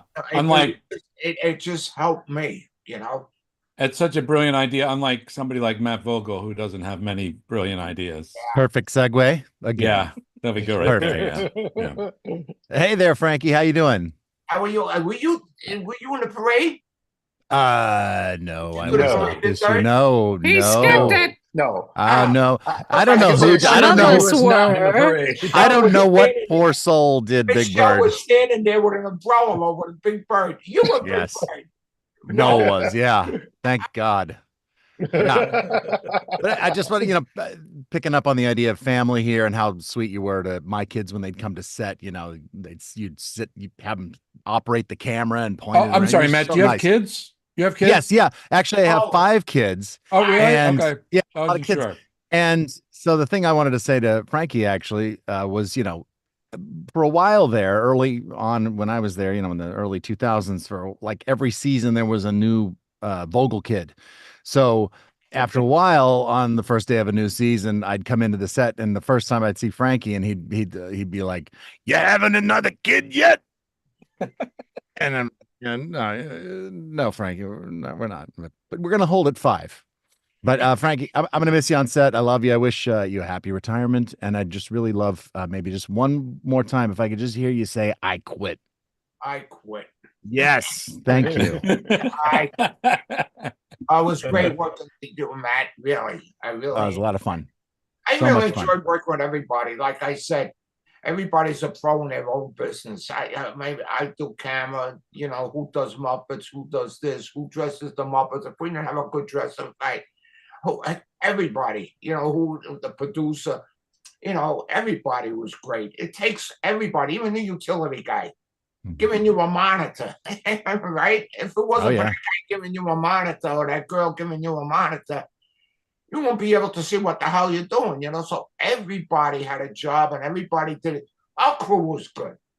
Our crew was good. There was no bullshit about it. We came to do a job and we did a job. And we had fun doing it. That was it. Kevin really taught me that when he came on many years later. It was a thing, man. But Kevin said the more funnier they are, and the more up they are, the better performance my Muppets will work. And I said, you're right, 100%. So I used to say stupid things and everything. Everybody used to come at me. You guys used to come at me. Tyler, everybody used to come at me, which was great. It brought up the energy, and everybody worked good. That's so beautiful. So listen, you have everybody. Another video, right? We do, but we're gonna move you guys off for our next group, and if you can come back at the end, that would be amazing. Merry Christmas, everybody. Merry Christmas, Frankie. I love you. I love you, Frankie. Bye, Frankie. Love you so much. Happy New Year. Thank you. Bye. Bye-bye. I'll have another kid, Matt.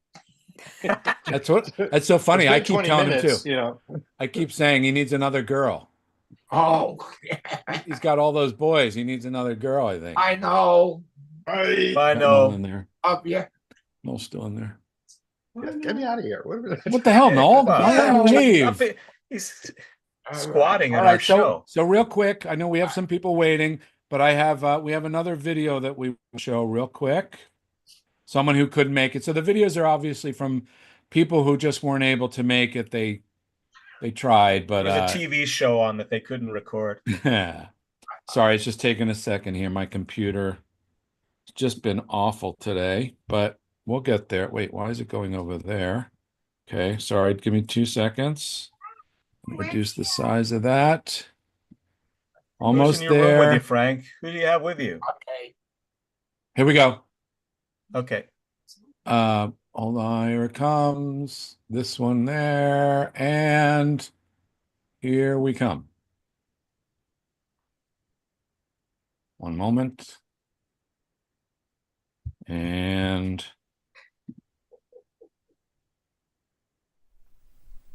hey, Frankie, I don't care what anybody else says about you. I think you're a nice guy. I do. Case in point, the way you treated my parents all those years ago when they came to visit Sesame Street. You treated them like royalty. You made them feel at home when they were hundreds of miles away from home. I remember you found a couple of chairs that, I don't know how you found them. We never have any place to sit on Sesame Street, but you found a couple of chairs and you sat them right up front. You gave them front row seats so they could watch their boy make a complete fool of himself. And they loved every minute of it. And I did too. Thank you so much for that, Frankie, and everything that makes you such a nice guy. Love you. Thank you, Eric. Okay. Thank you, Eric. Sorry, just coming back here. Can you guys hear me? Yes. Frankie, can you? Oh, your audio is turned off, Frankie, somehow. Yeah, unmute yourself. Do you know how to unmute your audio there? Let me try this. I can do it, don't worry. Jackson, I think, can do it. Let's see. I can ask him to. Yeah. Hi, everybody. There you go, Frank. Test. You're good. You're good. Okay. All right. All right. Next group. Here they come, baby. Here comes some more for you. Go ahead, Jackson. Oh, man, more? Open the gates. I'm Carmen, gonna what have are you to click doing? off. There you go. Get out of here. Oh, wait. Don't break it. Oh, my God. Alan. Frankie. I thought I saw Michelle. Yeah. You did. I saw you doing holding the umbrella. Holding the umbrella. Jen, you're muted. Oh yeah, Jen, your audio's muted. Hey, sorry that we're running a little late, so we want to just jump in and I'm just going to randomly. Is that okay if I just pick somebody real quick? I would love to just go to Jason for first, just because I see something interesting in the frame. Hey, Frankie. Hey, Jason, how are you? I'm great. I got a friend here. I know, Anyway. I know. Tell him to focus. Yeah, you know how it is. But I know that a lot of people filled the role in the workshop that I now have. So it was an honor to get to meet you, after hearing all of the stories for many, many years. We thought that as they said in the first group, that you're one of the best characters to come out of Sesame Street. And so we really enjoyed the opportunity to turn you into, immortalize you as one of our characters several times over. And actually, when I was putting him back together again, I had to go back through the research to find how many times we'd assembled an AM to be Frankie Biondo, the cameraman on Sesame Street. So thanks so much for giving us so much really great character material. Thank you too. Thank you so much for what you did to us. Thank you. You are always amazing. So I know there's a lot of people who want to say hello, but I really just appreciated your humor, your patience, your impatience, and your talent and your skill, which really was spectacular for all of us to work with. So I never knew I was any good. I always trust us who you were. And my motto is, if you go up a hill and you say you're great, there's no other way to go but down. So you keep trying. I'll keep trying, and I'll keep trying to make it better, really, because I don't want to say I'm great, because there's no other way but down. And it was You can always stay on top. Stay on top of the hill. You don't have to go anywhere. I didn't stay on top. Fight Or we to could, get up to the hill. or we could all just start saying you're terrible. Yeah, that's great. You can say all you want now. I'm not getting paid, and I'm going to retire. So, hey. And just start over. That's all. You're terrible now, and you go up again. I got my own crew of Panera Bread every morning, except for Sunday, because I go to somewhere else. We All right, should we're get gonna them to jump- sponsor us. Yeah, let's jump to somebody new. I'm just going to randomly pick. Let's go to Michelle. Hi, Frankie. Hi. How are you, honey? I got to ask you something, Michelle. What? What's your arm? My arm is fine. I got bird muscles. I carry that bird You were around. holding that umbrella. I know. Holding that. Well, you know what? I didn't hold it. I didn't switch hands because then I would have covered my face on camera, and I wasn't going to do that. I recognized you. How's the kids? The kids are great. They're great. Aaron? They're huge. Hi, Aaron. Hi, Frankie. We're doing good. They're all running around the house. Good. Luca's downstairs with his girlfriend right now. Oh my God.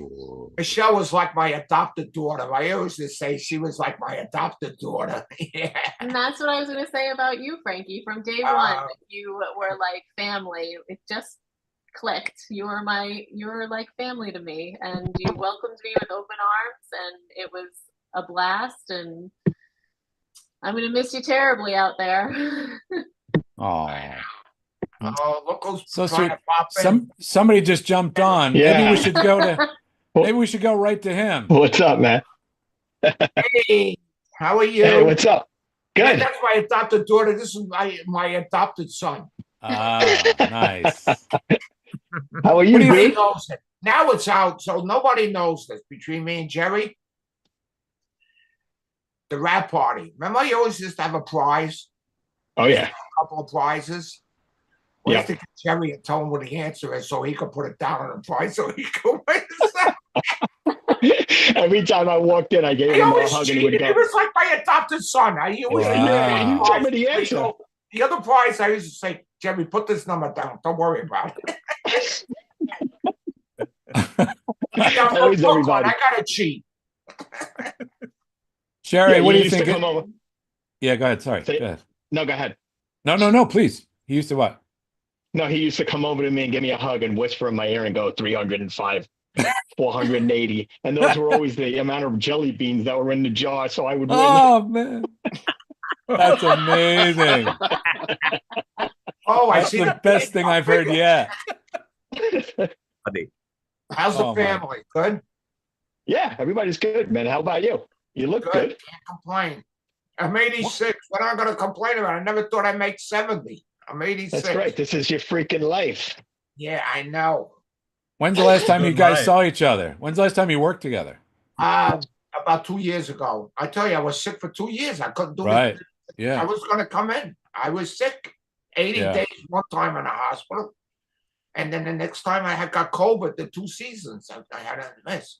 Right. Yeah. Right. But I'm still Yeah, he here. came in. He I'm came in still that last day, kind of like to say goodbye, like in a way, but it wasn't really goodbye. But that was the last day of our season, and he came in, and so many people who were off that day came in to show respect for Frankie because we love him. Oh, yeah. Beautiful. Well, let's go to, if we can we go to somebody else? Let's go to Alan. I'm just going random here. How about Alan? Hi, Alan. Hello, everyone. Do I have What to was talk to Alan? Alan, I love Right? you. Frankie, because I never thought of you as a great cameraman. I always thought of you as just average, right? Average, right? It's average. Which is what you thought of my acting every time. No, I So Let me it's tell kind of perfect. You know, the trick is if I said average, that means you were good. Yeah. Oh, okay. Good. That's what it meant. I know. I was trying to remember, like, when my first season, when I started to get ragged on after scenes, because then I knew I was part of the family, and That I was want the to say first it was day. pretty darn quick. Yeah. So, yeah. We had a great family. You know, you Yeah. fit right in, Alan. Alan, you were beautiful. I know, and I cannot believe it's been like 5 years since I've seen you. That just I cannot get over it. It's been about 2 years, yeah. But for me, I haven't literally haven't seen you, forever. So I wasn't. I saw the Thanksgiving Day parade. You were pretty good on the parade. Was I average, Frankie? That's all I want. I think after 55 years, they can get a new float. Nobody waves like Alan. That's right. Well, no, they can't get a new float because it'll rain and then it'll be black inside and all the Muppets will get destroyed. That's what happens when a new float gets. But Frankie, I don't know if you know this, but the last time, so we sang Sing this week in the parade, and the last time we sang Sing was my first year on the show, 1998. Wow. That was the year it rained torrentially. So again, I feel like it's the song that is the curse. And that was the year that they had repainted the inside black. And so all of the Muppets, because it was leaking inside the float, all of the Muppets got covered with black paint because it was all dripping down. Oh my God. Oh man. Yeah. Michelle must have loved that, huh? It was great. That was the 1 year I missed Thanksgiving dinner. My thing is with the Thanksgiving Day parade, and this goes back many years. We have so much talent on the floor of Sesame Street. Why do we have to get somebody from Broadway to sing a song when we got Jen, we got Stephanie, we have you, we have so much talent to sing it? You think a kid say, wow, she's from Broadway, a 3-year-old kid? No, I mean, we have talent right in front of us. It used to piss me off, excuse my language. They used to do that to you guys. Really, it used to get me aggravated every time I watched the parade. Well, I used to shoot the parade. I did it for about 7 years. It just aggravated me. And I still look at it to see, I'm going, they did it again. Well, I love you, Frankie. Jen. I love you and I miss you. We all do. You, Alan. Yes, Jen. Can we go Segue to Jen? Yes. Oh, hi, Frankie. Hi. So here's how iconic and memorable you are. I first visited the set of Sesame Street with my puppet class from college in 1992. And then I worked on the set. The first year I worked on the show was in 2002, 10 years later. And I was so nervous. I was so nervous about doing it. And I thought, as I was getting ready to go on the floor, I was like, oh, well, I know Frankie. I know he's not going to remember me. but I know, Frankie, because you were so welcoming. Everyone has described you as the mayor of Sesame Street. You were absolutely that to everyone. I remember watching you with the Make-A-Wish kids. I remember how welcoming you were, how wonderful you were the ambassador. You were like, this is my street. Welcome to it. Isn't it the best place in the world? And you were always so supportive. That one of the things I remember from you was the very first time that Kevin gave me Gladys to perform. And I came on set with Gladys for the big karaoke episode. And I walked on the floor and there was silence because, of course, everyone was thinking of Richard and remembering Richard. And it was really huge shoes to fill. And you were so kind. You were so kind to me and so supportive.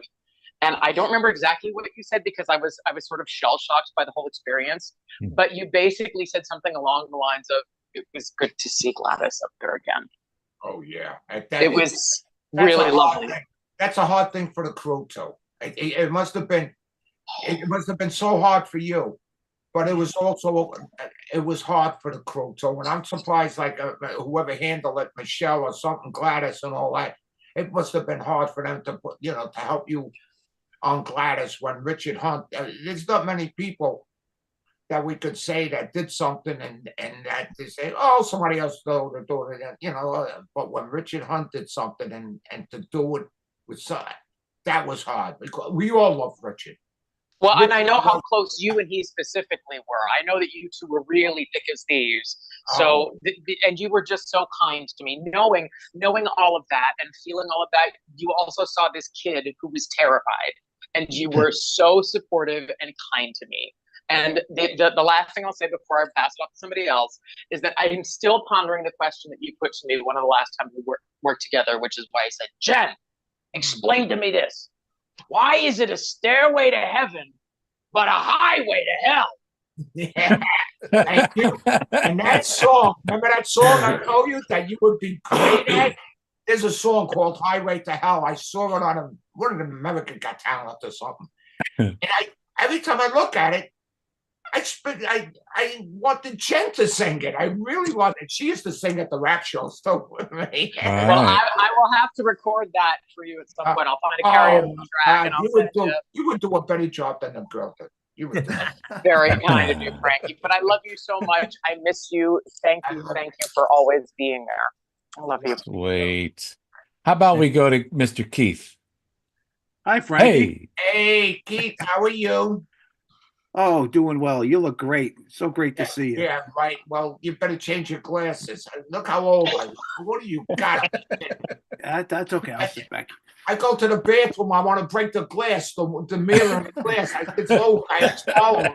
What are you kidding me? You shouldn't be looking up there anyway. Oh, I'm not. You know what? I swear to God, I don't. When I don't look at the mirror, I feel young. When I look at the mirror, forget about it. Well, my introduction to Frankie was in season 29. Was my first year there. It was the Slimies Goes to the Moon. It was the Slimy Goes to the Moon season. And I found out that as head of transportation, I was Frankie's main elf because Frankie was the T-shirt maven of Sesame Street.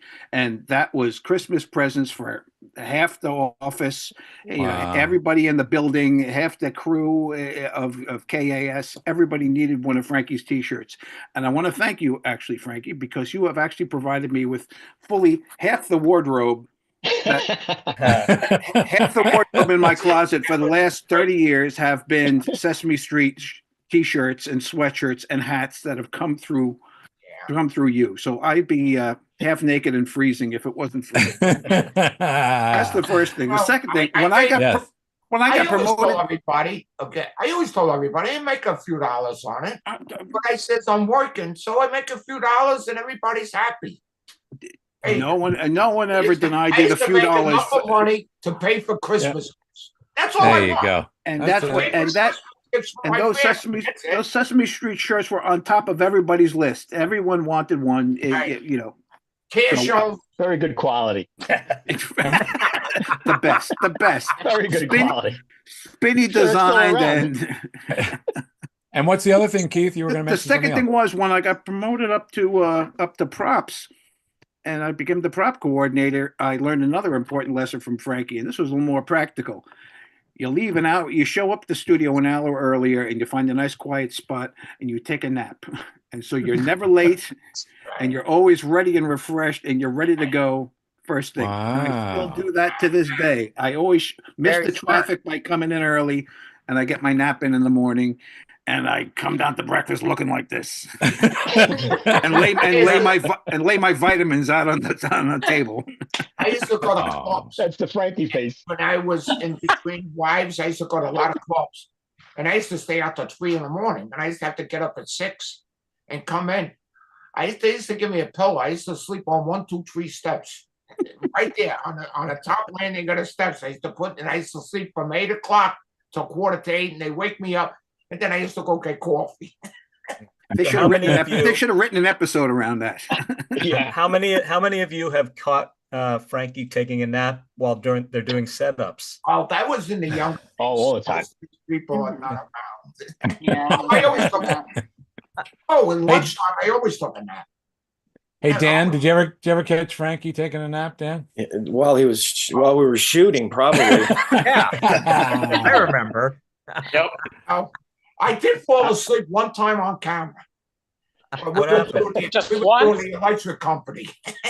Just one you remember. Yeah. That's when he won the Emmy. Dan, what can you tell us about this man? Actually, I was trying to figure out when I met Frankie, and it was 1992 on a show called the Ikawa Challenge, directed by Jerry Brioso and Richard Freitas, if anybody remembers those names. Oh, yeah. And then I wouldn't come to Sesame Street until 6 years later. So Frankie was a very important part of my life, being the first show I ever worked on. That's right. I remember where we went that one night when you were there. We went to the pool hall. We went and played pool. Little did you know that's how I made my money back then. See, I still remember that. Bit of a pool shark, huh, Dan? That's how I made money my first few years in New York. Yeah. Wow. Amazing. Never knew that. Well, so everybody, we really appreciate you coming and joining in and sharing your thoughts about Frankie, and we hope you'll come back near the end. Frankie, you want to just add a little something before we move on to our next group? Don't forget, you guys are the pros. If it wasn't for you guys, I couldn't do what I did. And I love every one of you, and you guys are pros. And, Jerry was over there to help. Everybody was always there to help, right? Except for Alan. But everybody. I loved Alan. And Jen, we love you, Frankie. That song, thank you, Jason, everybody, Keith, Aaron. Keep my adopted daughter well. I will. Thanks for teaching me how to do pet camera. Thank you. You're the one who taught me.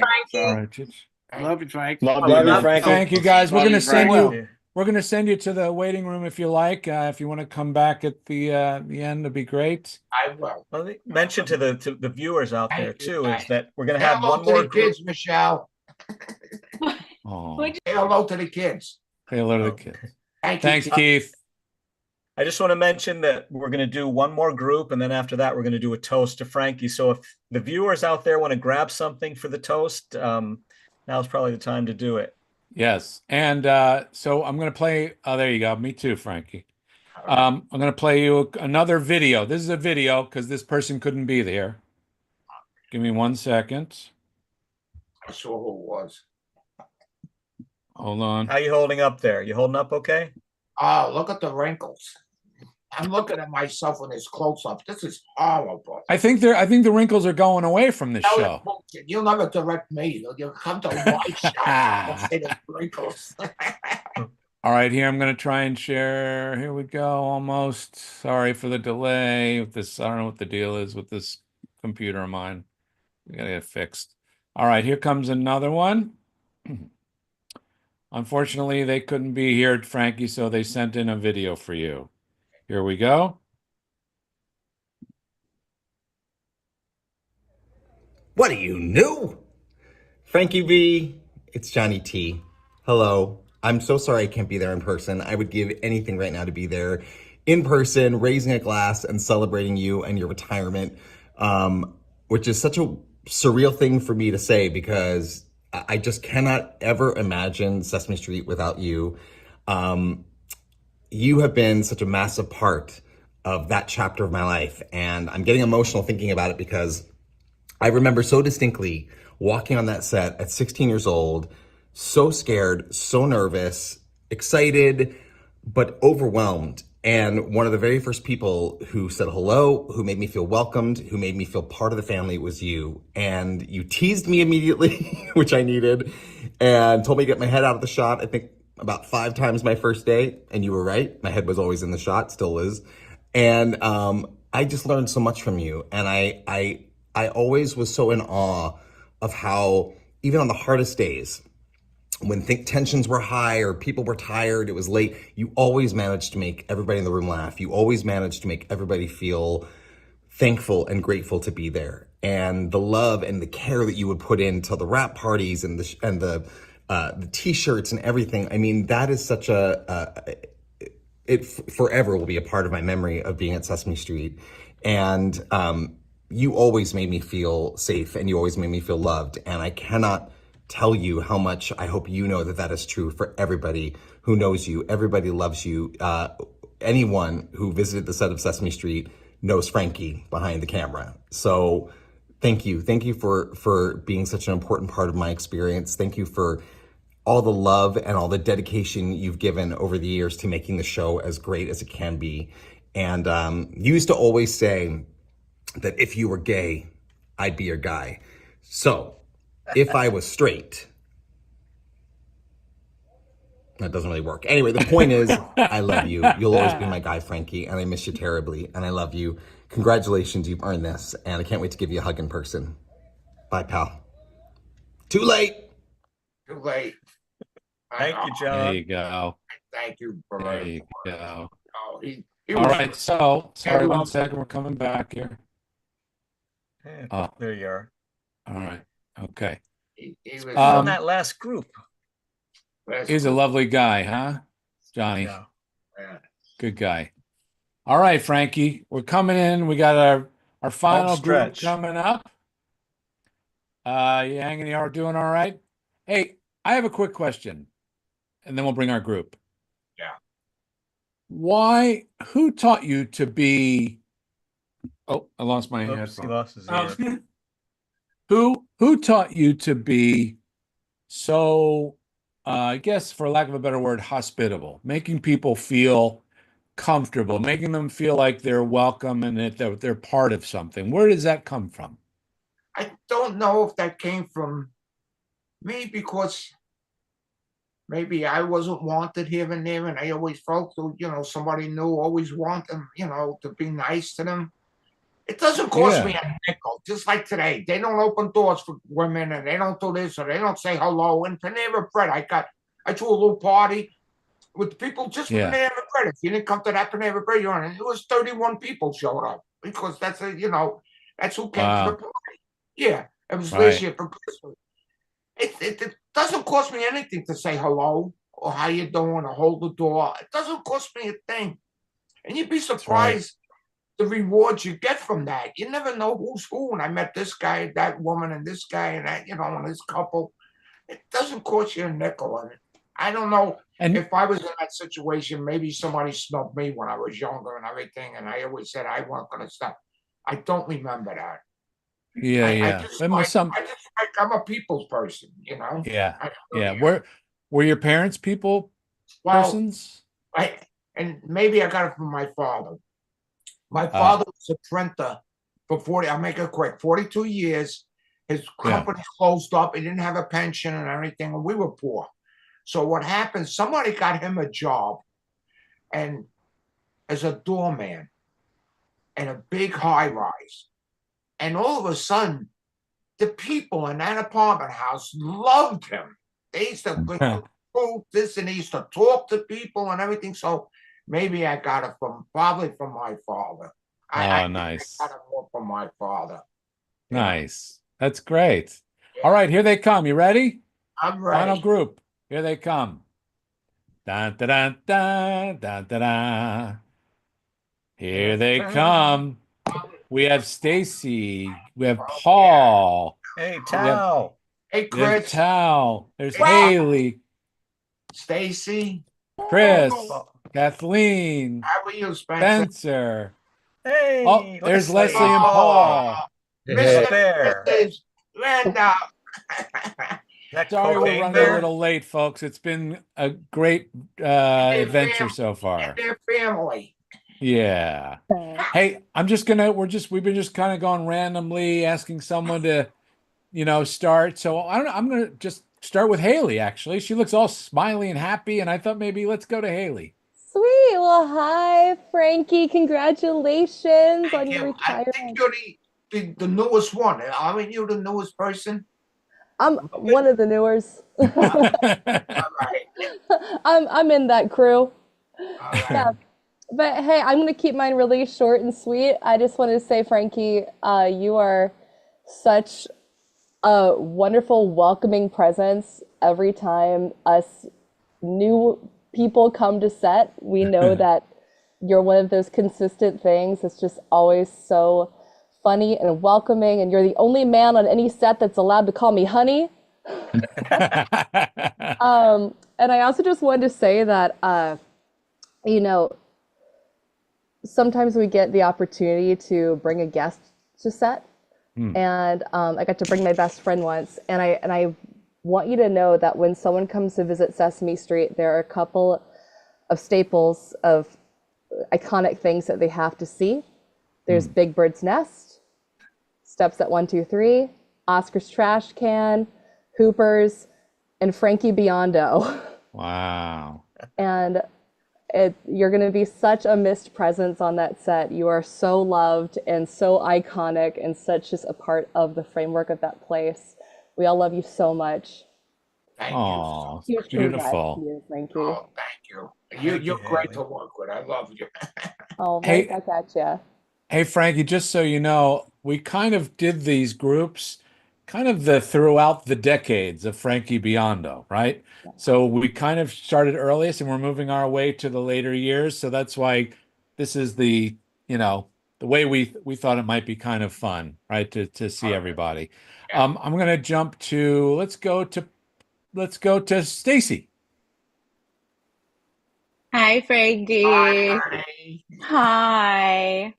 Thank you so much for I feel like Haley kind of summed it up really well. It's just that my first day on Sesame Street was so overwhelming and intense. And I just remember how warm and kind you were. I walked in, you didn't know who I was. And you just said, "Hey, honey, you want a vitamin C candy? I got a vitamin C candy. Why don't you have a vitamin C candy?" And you offered me, on the side of your camera, and you offered me a Sudoku, and I instantly loved you. I instantly loved you. Like, it was just, and how could you not? Because you were just you, when your great grandson was born and you brought in the good coffee, and you're the heart and soul. You're the heart and soul of what makes that place so welcoming and special. Oh, very so much on it. Well, you guys, if it wasn't for you guys, I wouldn't be nobody. You kidding me? You guys all do a great job. Unbelievable. Yeah, well, that's true. You'd be nobody. Except for Paul. Oh, Paul. Except for Paul. Well, let's go to Paul then, shall we? Let's see what Paul thinks of you. Hey, Frankie. It's so good to see you, man. I just want to say that you're basically what I think we all hope for in a coworker, right? You're good at your job, which is arguably the most important thing, but you make us laugh, and not just do you make us laugh, you are an actual character. And how lucky are any of us to know even a handful of real characters in our entire life? So that's the kind of person that stays with you forever. And most importantly to me, like Noel said, you're kind of the den mother. You organize the rap parties and all those T-shirts, which I didn't know you made money off of, which I have double respect for now. Are you kidding me? I'm from Brooklyn. Phenomenal. It's to make a profit off kindness is such a good thing. Truly. The also like I just remember like in the last few years of those rap parties when you organized the Richard Hunt Award, I thought that was just so special and important as well. And I'm so grateful that you did that. That was Uh, one of my favorites. To do anything for Richard Hunt, really, I loved him. Yeah, well, it meant a lot to us and it brought it full circle. So, yeah, I just think anyone who at your work can make everyone feel like a family is just the most beautiful thing in the world. And you are that. So thank you very much. Thank you, Paulie. Very sweet. How about we go to Kathleen? Hi, Frankie. I'm also one of the newer guys, so good to see you. And Haley kind of actually touched on what I was going to talk about because I remember on my first day, Peter Lentz gave me the tour, and it's like, here are the original 1, 2, 3 steps, and here's where we keep Snuffy, and that's Frankie Biondo. He's been our camera ace since 69, and I was instantly just charmed. And you were like, up your mouth. That was very exciting, and I'm like, looking around and nobody's fazed by this. And I just thought it was so amazing that in this place that's so rich in legacy and history and is so magical that it's just a normal part of the fabric to have a camera A that's just as much of a legend, just as much of a character as Elmo or Ernie or Big Bird. And you're part of what makes this place so incredibly unique and special. And I feel very lucky that I got to overlap, even if it was just a little bit. And you were like, for as long as like we were on the same seasons together, anytime there are guests, I don't know if your ears are burning, but you're officially a part of the tour of Sesame Street, and that's Frankie Biondo. He's been since 1969. So anyway, I thank you so much for being so kind and welcoming and patient with the new guys. And you'd be like, yeah, you guys are in the reflection of the window. We're like, oh my gosh, I'm so sorry. You're always so kind and patient with us. And congratulations on an incredible and very special career. Sesame Street won't be the same without you. And I feel very honored to have shared the same space with you, even for a brief time. That's so sweet. If you guys get a chance to watch this show later, I don't know if you saw it or not, but Joey sent a video in because he couldn't make it. But he just had some fun things to say about who was the greatest character to come out of Sesame Street. And so if you get a chance, watch that. It's really a sweet way to put it all. Let's go to Leslie and Paul. That's it. Wow. Hi, can you hear us? Can you hear Yes. Yay. Okay. I can't follow her, so I'm going to go first. Oh. Even though she's been here longer. 2009. Well, no, 2005. Well, wait. 2005. Well, Here we go. 2005. Sesame Beginnings. Right. But I think, and my segue would be to Chris Cesano, because I think he's been here maybe 1 or 2 years longer than Leslie. I met Frankie. Frankie, congratulations on retirement. Love you. I met you in 2006 when I was a spouse visiting the set with her parents. Between my wives. Which was amazing. And you were so kind also to her parents. Her dad is full Italian, so you bonded immediately. You also met my parents, my sister, my brother-in-law, his kids. I mean, it's our full family comes full circle with you because, like Joey said, you are a character. But I have the 3 T's of Frankie Biondo. They are timing, T-shirts, and tenacity. Because your timing is so perfect. Anytime you would say a Frankieism, while I'm young, too late, all that stuff, your timing was perfect. You always had great T-shirts, 41, 40, with Carol Spinney art often. It was amazing. And your tenacity from season 1 to still be in this, I love this business, for 55 years. Congratulations, Frankie. I'll throw it now to my bride, who's got a taunter, of course. Okay. I couldn't find, I had a Chiquita Biondo that I made. I couldn't find it. And Frankie Oldie Wan Cannoli. Oldie Wan Cannoli. When you were all like shrouded and you're like, it's cold in here, and it was really great. So Frankie, hi. When my first day also too, just knowing your name was Frankie, like gave me since my brother who is always watching my shows from a higher place. And I just remember it like it was an instant connection. And you know how I feel about you, and everybody's said everything, and I can hardly get it out. How I feel about you, you're a great enabler.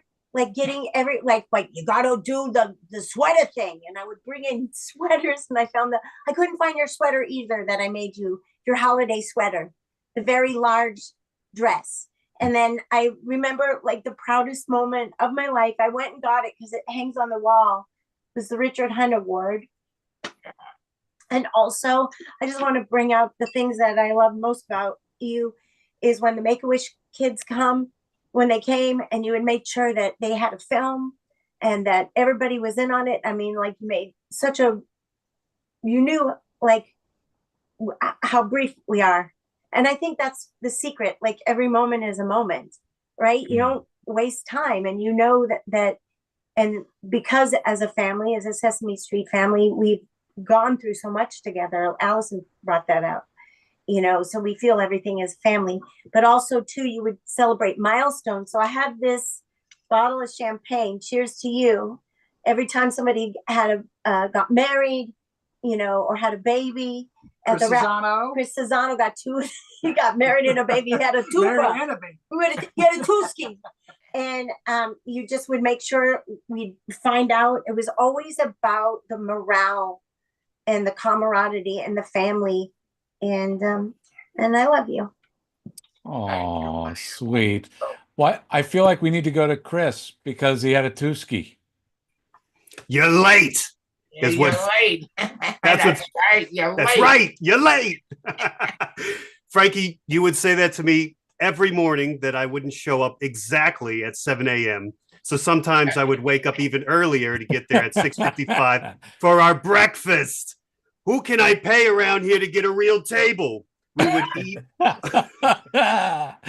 We would eat off the tables from all the loading carts and everything like that. But it wasn't bad. It was good. No. We had a good time doing that. We had a good time. Yeah, Jerry would come over, and then Mark and Sean and everybody would join in, and all the stories would start there and begin. And that was the beginning of every day, was all the stories at that table. And you were telling me that, you know, you grew up in Brooklyn and you knew a couple guys. It was Tommy the Two Toes, Scabby the Nose. These were the names of the guys that we had when we were growing up.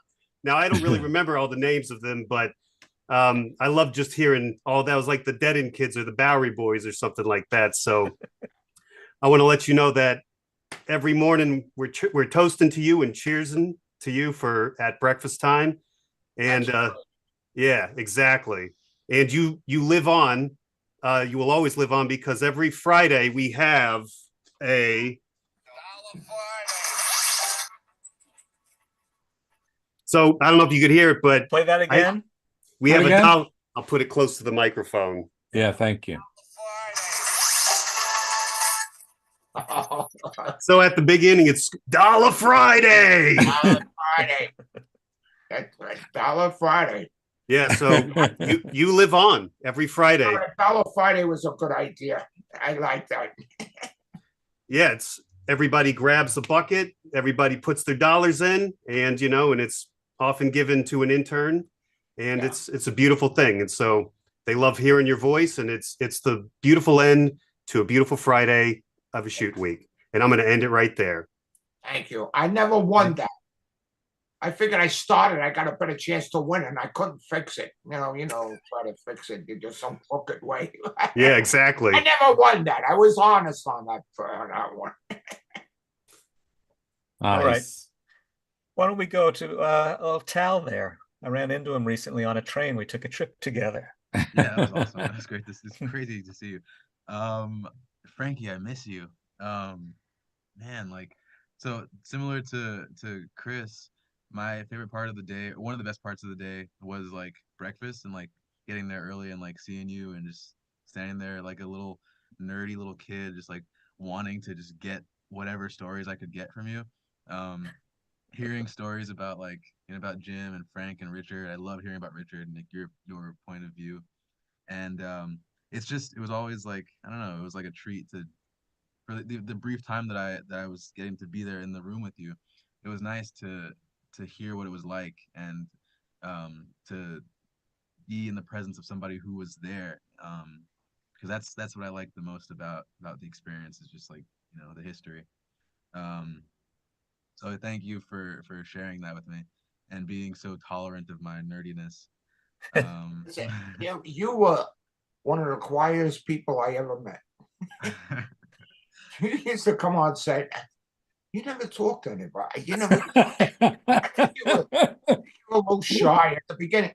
Well, I can picture it being a Muppeteer with all the maniac Muppeteers we have, which they're great and talented, that you would get, you know, somebody would get thrown back by that, and they were afraid to say it. You were a very quiet person. We all loved you, don't get us wrong, but you were very quiet. Plus, he had to put up with Kevin, for God's sakes. Oh, but well, you made me feel welcome. The energy was so high. He'd come on, you know, if a new Muppeteer to come on, I think it's one of the hardest things you can ever imagine. To come into a group and walk in that room, the Muppet room, and have all those people that talk to them and go out and everything, you know. And if you're quiet, you got to get into that. It takes time. But he was very, you know, I remember talking to you and everything, you know, just bullshitting. But you were a very quiet person, really nice guy. Very You're a nice guy too. I miss you. I miss you. I miss all of you. Okay, how about Spencer? What have you got to say for yourself? Yes. Frankie, we love you and we adore you. And you know, those us newer, you know, Muppet crew. You know, I started season 46, and so we only got to overlap a little bit. But you mean the world to us, and you are large in our memories, and we're always quoting you. We're always trying to top with our best Frankie impressions. And you learn as you're you know, getting thrown in as a new performer, you learn that, you know, the director can say, oh yeah, that was very good, that was very funny, and if Frankie Biondo doesn't laugh, it's really not that funny. And so the goal was to get you to laugh, because then it was genuine, like, okay, this, whatever we're doing must be working. And the biggest compliment, like one of my early scenes, something went right and was funny, and you were like, hey kid, and you like pulled me over and you grabbed my sleeve and you were like, you know, that was funny, but you got to cut your neck off. You got your domes in there. You got to cut your neck off.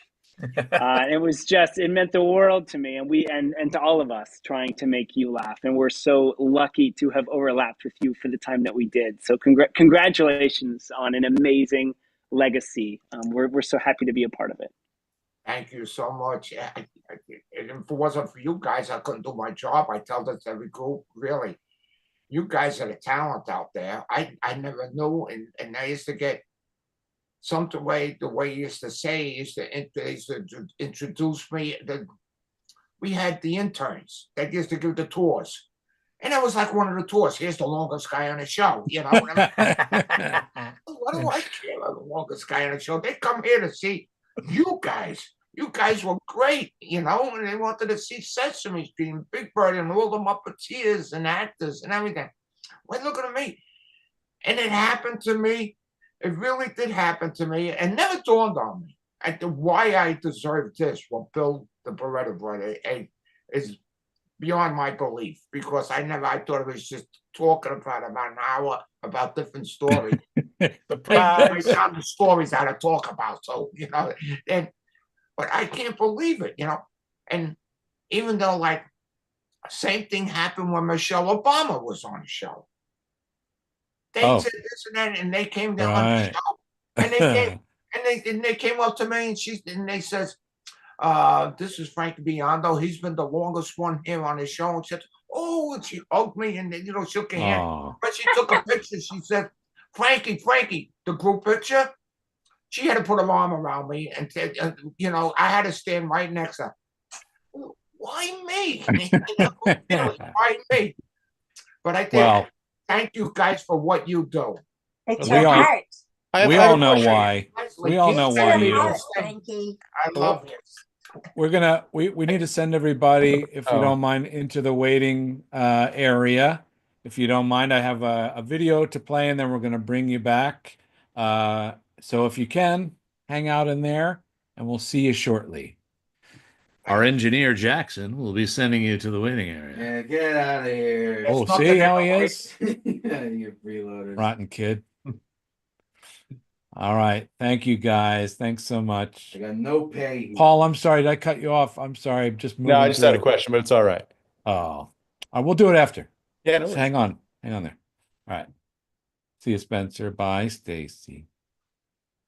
All right. So now, Frank, I'm going to show you another video. Somebody else who couldn't be here. I think you'll know who it is once you see the character. Hang on, it's coming up. Could it be? See anything yet? Oh, no, not yet. How about now? It's coming. It's coming. Yes. Hang on, here we go. It's me. Yeah, I'll do it, but I don't know who's gonna watch this. I'm sorry. I'm under a lot of pressure here. Hi, my name's Frankie, but I want you to call me Gaspare. See, I gotta change my name because everybody keeps thinking I look like that camera guy. And he's a good guy. Oh, and he's an incredible camera operator. Hey, honey, you wanna watch the focus? What are you, new? Thank you, sweetheart. And you ought to take a lesson from Frankie. He's a real pro. He's a great man who brings happiness to a lot of people. And we love her very much. Oh, I'm weeping over here. Yeah, right. All right. I'll see you later, sweetheart. I gotta go get my soup from Panera. Cream of sodium. Bye, honey. Was that all right? Huh? I'm sorry, I can't hear you, honey. Oh my God. You know that kid is. Yeah, you know, he was a joy. Ryan's a joy. I was worried in the beginning who was going to replace Kevin. And yes, right. It's just my own feeling. I was going to say, it's a hard number Kevin's a hard number to follow. Of course. A hard number to follow. And Ryan does a magnificent job. Amazing. Amazing. I talked to him about what Kevin's thing was, keep up the energy on the floor, and everybody works great. Oh, right. And I talked to him about, and he's such a nice guy. He made that Muppet for me for my birthday, my 80th birthday. Oh, nice. Yeah. And he surprised me, and he made that. And it was funny. I had a blue shirt on that morning when they presented it to me, and the Muppet has a blue shirt on. I said, Frankie, they all accused me of knowing it. They said, you know it. I said, how do I know it? He said, you have a blue shirt, and the Muppet has a blue shirt. You coordinated with one. I said, I didn't know a thing. And you're wearing one now. Ryan is a great guy. Yes. Yeah. Well, he wanted to do that for you. And so, all right, Frank, we're going to bring some folks back on, and we've got, when we bring everybody on, we're going to play 2 videos that Gene and I put together for you that a little bit of a, going through the years kind of videos. All right. So we're going to have 2 of them. We're going to start bringing everybody on. Jackson, we're going to start bringing people in, and I'll explain to them what we're doing as well. We'll toast you. And I put together for my birthday, my 80th. Oh, whoever is watching, please turn your audio down if you're watching on something else. Thank you. So if you didn't hear what I was just saying by any chance, we are going to play a couple videos that we created. And these videos are created, Frankie, because all of your friends sent photos and video clips from over the years. And so we tried to put them together into a couple little pieces. So, Jackson, is everybody on here? There's Peter. Everybody's here. Who am I missing? Oh, wait, here we go. No, still a couple more. Just Peter. They'll trickle in. No, but I don't want to play the video until everybody's here. How about now? How we doing? Is anybody in the waiting room? Nobody's in the waiting room. Great. Okay. All right.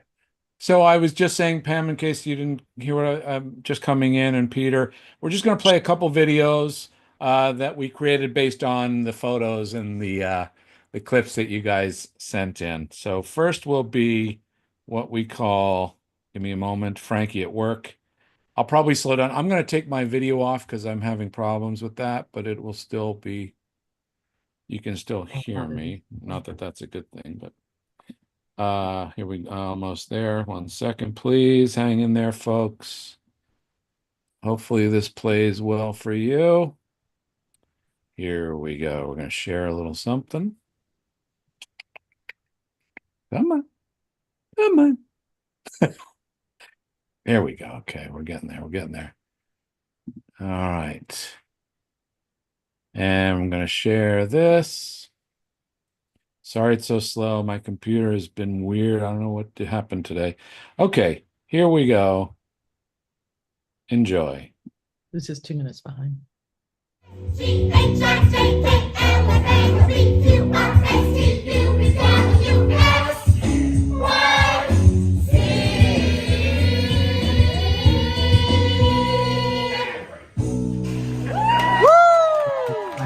Recorded that for him.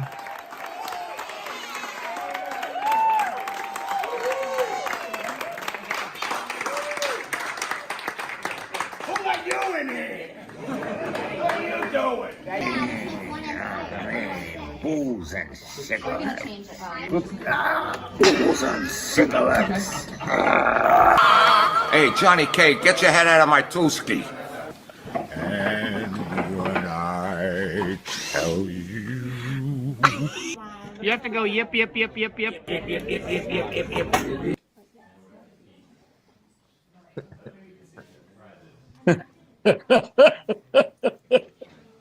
Somebody's sleeping.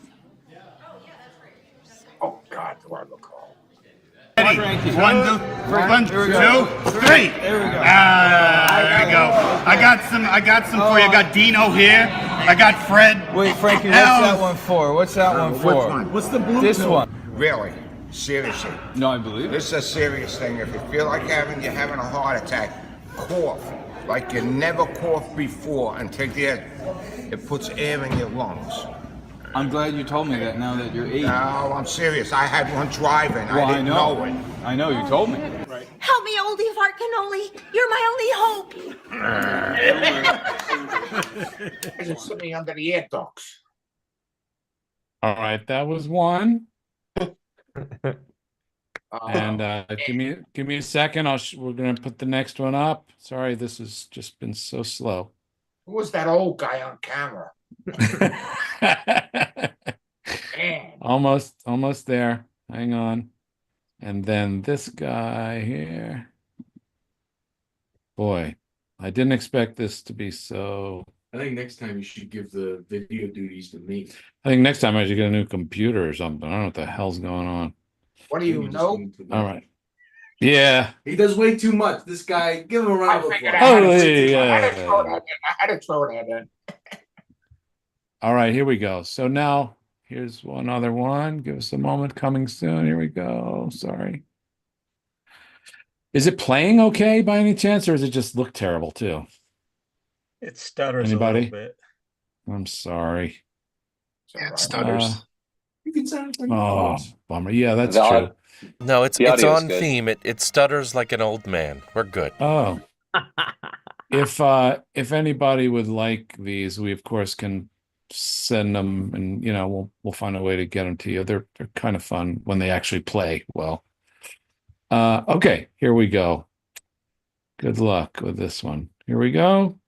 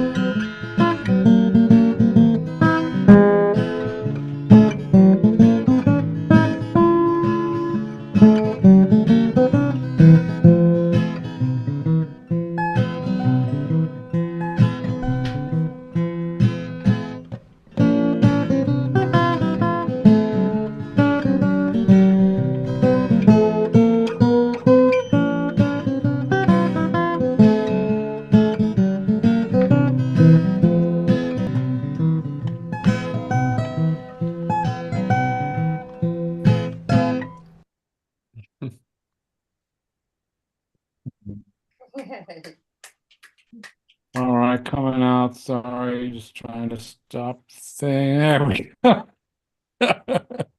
All right. Well, I think we've come to the retirement party, virtual retirement party, Frankie. We just wanted to just let you know how much we all appreciate you. And as you've heard how much everyone here loves you, who know you, of course, much more than I do, but I feel a common love. You made me feel very comfortable, like I said earlier. I love you. And So thank you again. Raise a glass. And I just want to say again, yes, thank you, people, because without you people, I couldn't be this way. You guys really helped me, and you made me live a great life on Sesame Street. Thank you so much. I don't know how to thank you, and thank you, Bill and Gene, and everybody, every one of you. I really mean it. It's unbelievable. It really is. Who else can have friends like this? I am a lucky person. Well, we have a very.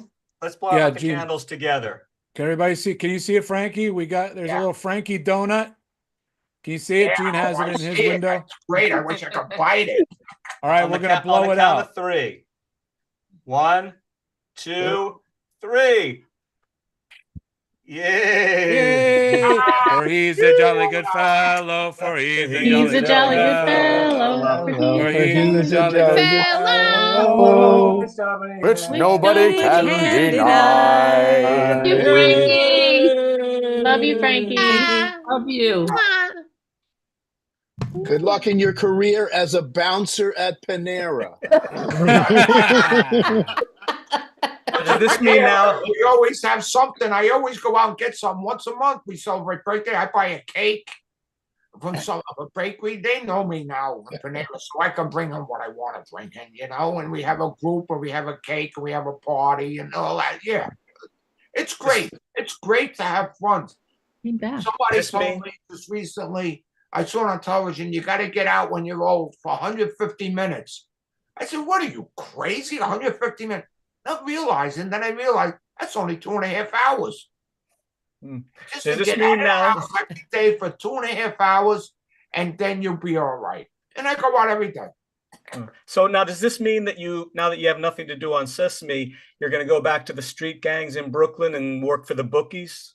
No. No. That was a different life. That was a different life. I thank God for that life, because that life brought me into television, because I had to get out of it. Or forget about it, Hey, does anybody have anything else they wanted to? Paul, yes, Paul, you wanted to say something earlier. I cut you off. Yeah, Frankie, we were talking about. I know you want your money back from the T-shirts. I do. I'm calculating it. I know. I heard that, Paul. Go ahead. No, until this wonderful Zoom party, I hadn't realized how much you were involved in the organization and the detailing of all of those amazing parties on the set. And I just have this memory of one of my first parties I went to, of there being go-go dancers on the set of Sesame at one of the parties on the steps. Do you? No, I don't know. I've never had go-go dances. We didn't have to go. I felt like we had. Maybe it was just I think, someone there who I decided. think it was just us dressed up. It was like the 70s theme, and people dressed up. Oh, we did good. Or it was Haley at home. Maybe. You know why I was there?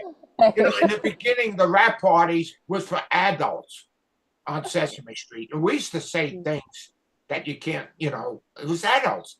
And then one stagehand came to me about half hour before the party. He says, "Frank, I just had a fight with my wife, and she dropped off my 4 kids." I says, "You gotta be kidding. There's no kids on it."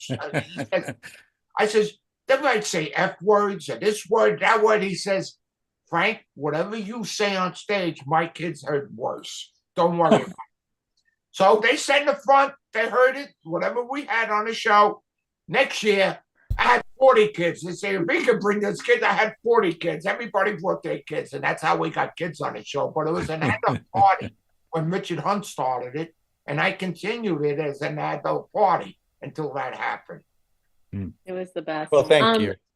Bill, Aaron wanted to Yes. say something. He tried to say something before, but I think we got cut off. Yes, So of course. Yes. you need to tell Frankie when you said that. Aaron. Well, I wanted to thank you, Frankie, because you taught me how to do ped camp. Right back early on, Tom and Michelle asked you to help me out because I was coming from the commercial and TV, nighttime TV and movie world. So, it opened up a lot of opportunities for me. Thank you so much. And look, we even got the kids to say hi. Say hi, kids. Look.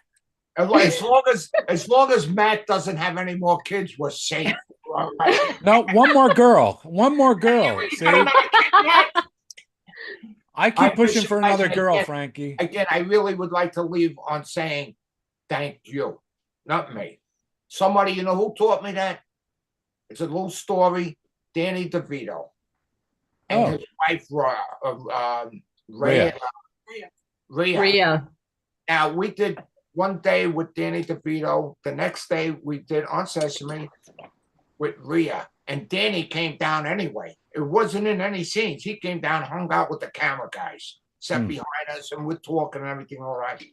Then when they says, that's a wrap for Miss Rhea, Mr. Rhea, or whatever they said, Rhea, and her husband's here, Danny. Thank you so much. And we all applaud. It's 50, 60 people. We applaud. He stopped us. He says, what you people did for us, we sit home and we used to watch the episodes with our children. And we enjoyed being together with our children. He said, it's you people. And he applauded us. Now, the same thing with me. I'm applauding you guys for putting up with all my bullshit and everything. And at the same time, you guys gave me in life. Really mean it. I love you. Thank you. I want to thank you guys. Love you too. Love you, Frankie. Love you, Well, thank you, everybody. Sorry we ran a bit late, but thank you all for joining us. We're going to send you off now. And Frankie, hang in there just for a minute, if you don't mind. Good Take to see everyone. Thank you, everyone. Many congratulations. Love you, Mita. Love you so much, Frankie. Congratulations. Love you. Forget about it. Thank you, Marty. Love you, honey. Love you, Frankie. Love you. Gail says bye. And again, we'll figure out a way to send you the videos. I think you'll like them if they play well. How do I get a copy of this? But you don't get anything. Thanks a lot. It's on YouTube. I'm jealous of him. He's the only guy I ever knew that rode in a rickshaw. Frankie, I'll send you a copy. Don't worry about it.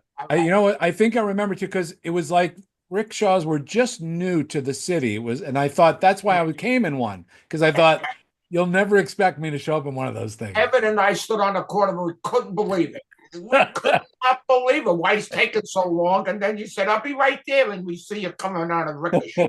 Yeah. I was jealous. Oh, well, Frankie, we'll make sure you get a copy. You'll be able to see this again. I'll give you all this stuff. Your grandson, by the way, was so helpful. Please thank him again for us. Yeah. And we love you.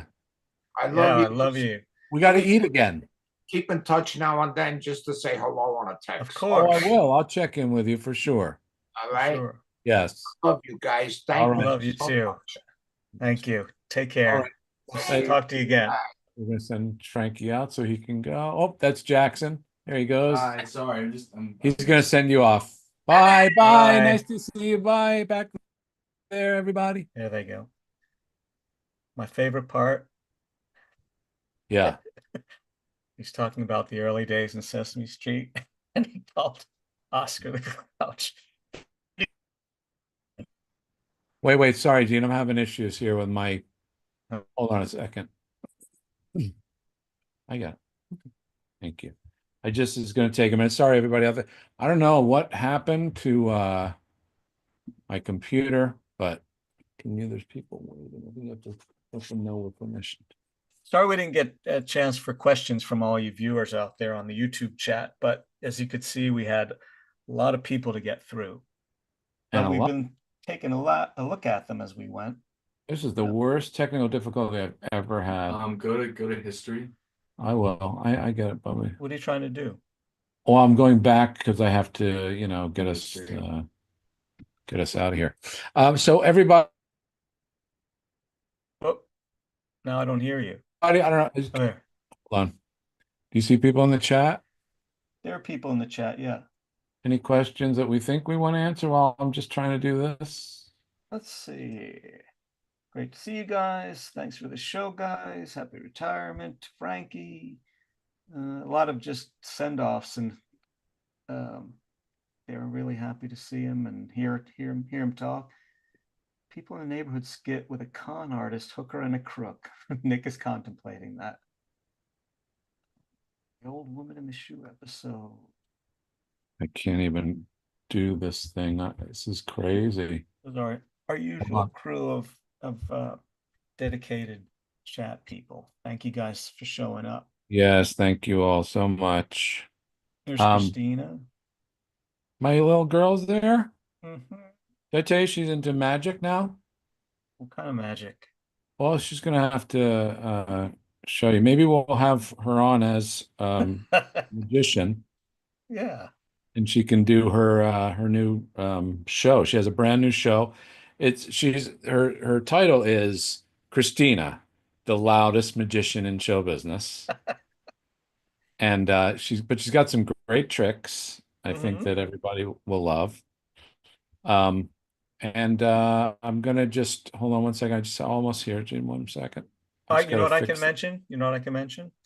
Yeah. Folks, if you've enjoyed this, we're gonna do one more show before the end of the year. So we'll be putting out I won't say anything yet, but we're going to be putting out a post probably in the next week or so about that, because we're going to need some people to volunteer for this show. So that's all we'll say. What could it be? I think this is what I need, Jackson. I think that's the one. You'll see it. You'll see it all on the social media stuff. So you can probably guess. What do you think? Wait, hold on. He should have given like video responsibilities to me, because I think that's what's affecting all your performance. I hear this weird voice. Well, no, it's my computer, clearly. I've never had this much problem before. It's because you're doing so much on your computer. I understand. So I'm saying, why can't my computer handle it? I wonder. I don't know. I don't get it. Are you showing something? No, I was just gonna say we have a big star. It's not working. Oh well, it didn't work. This is the clunkiest ending It's of our whole the show worst. history. Goodbye. We're never leaving. What's happening? You're just gonna watch us do tech stuff. Just end the stream. No, I wanna You don't need the play. outro. I do. I want to play it. Why? I like it.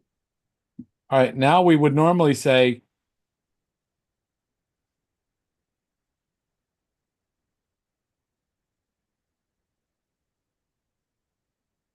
Is that it?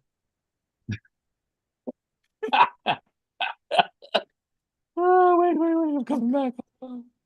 We're still on? Yeah. Wait. Hold on. I see on YouTube, I see black with the word Zoom at the bottom. There we go. Ah, look. How about now? God, you're fired. This is like unbelievable.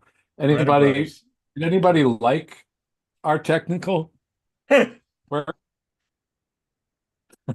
Hey, there's Brant. I just did a commission for Brant Garganis. Hey, thank you so much, Brant.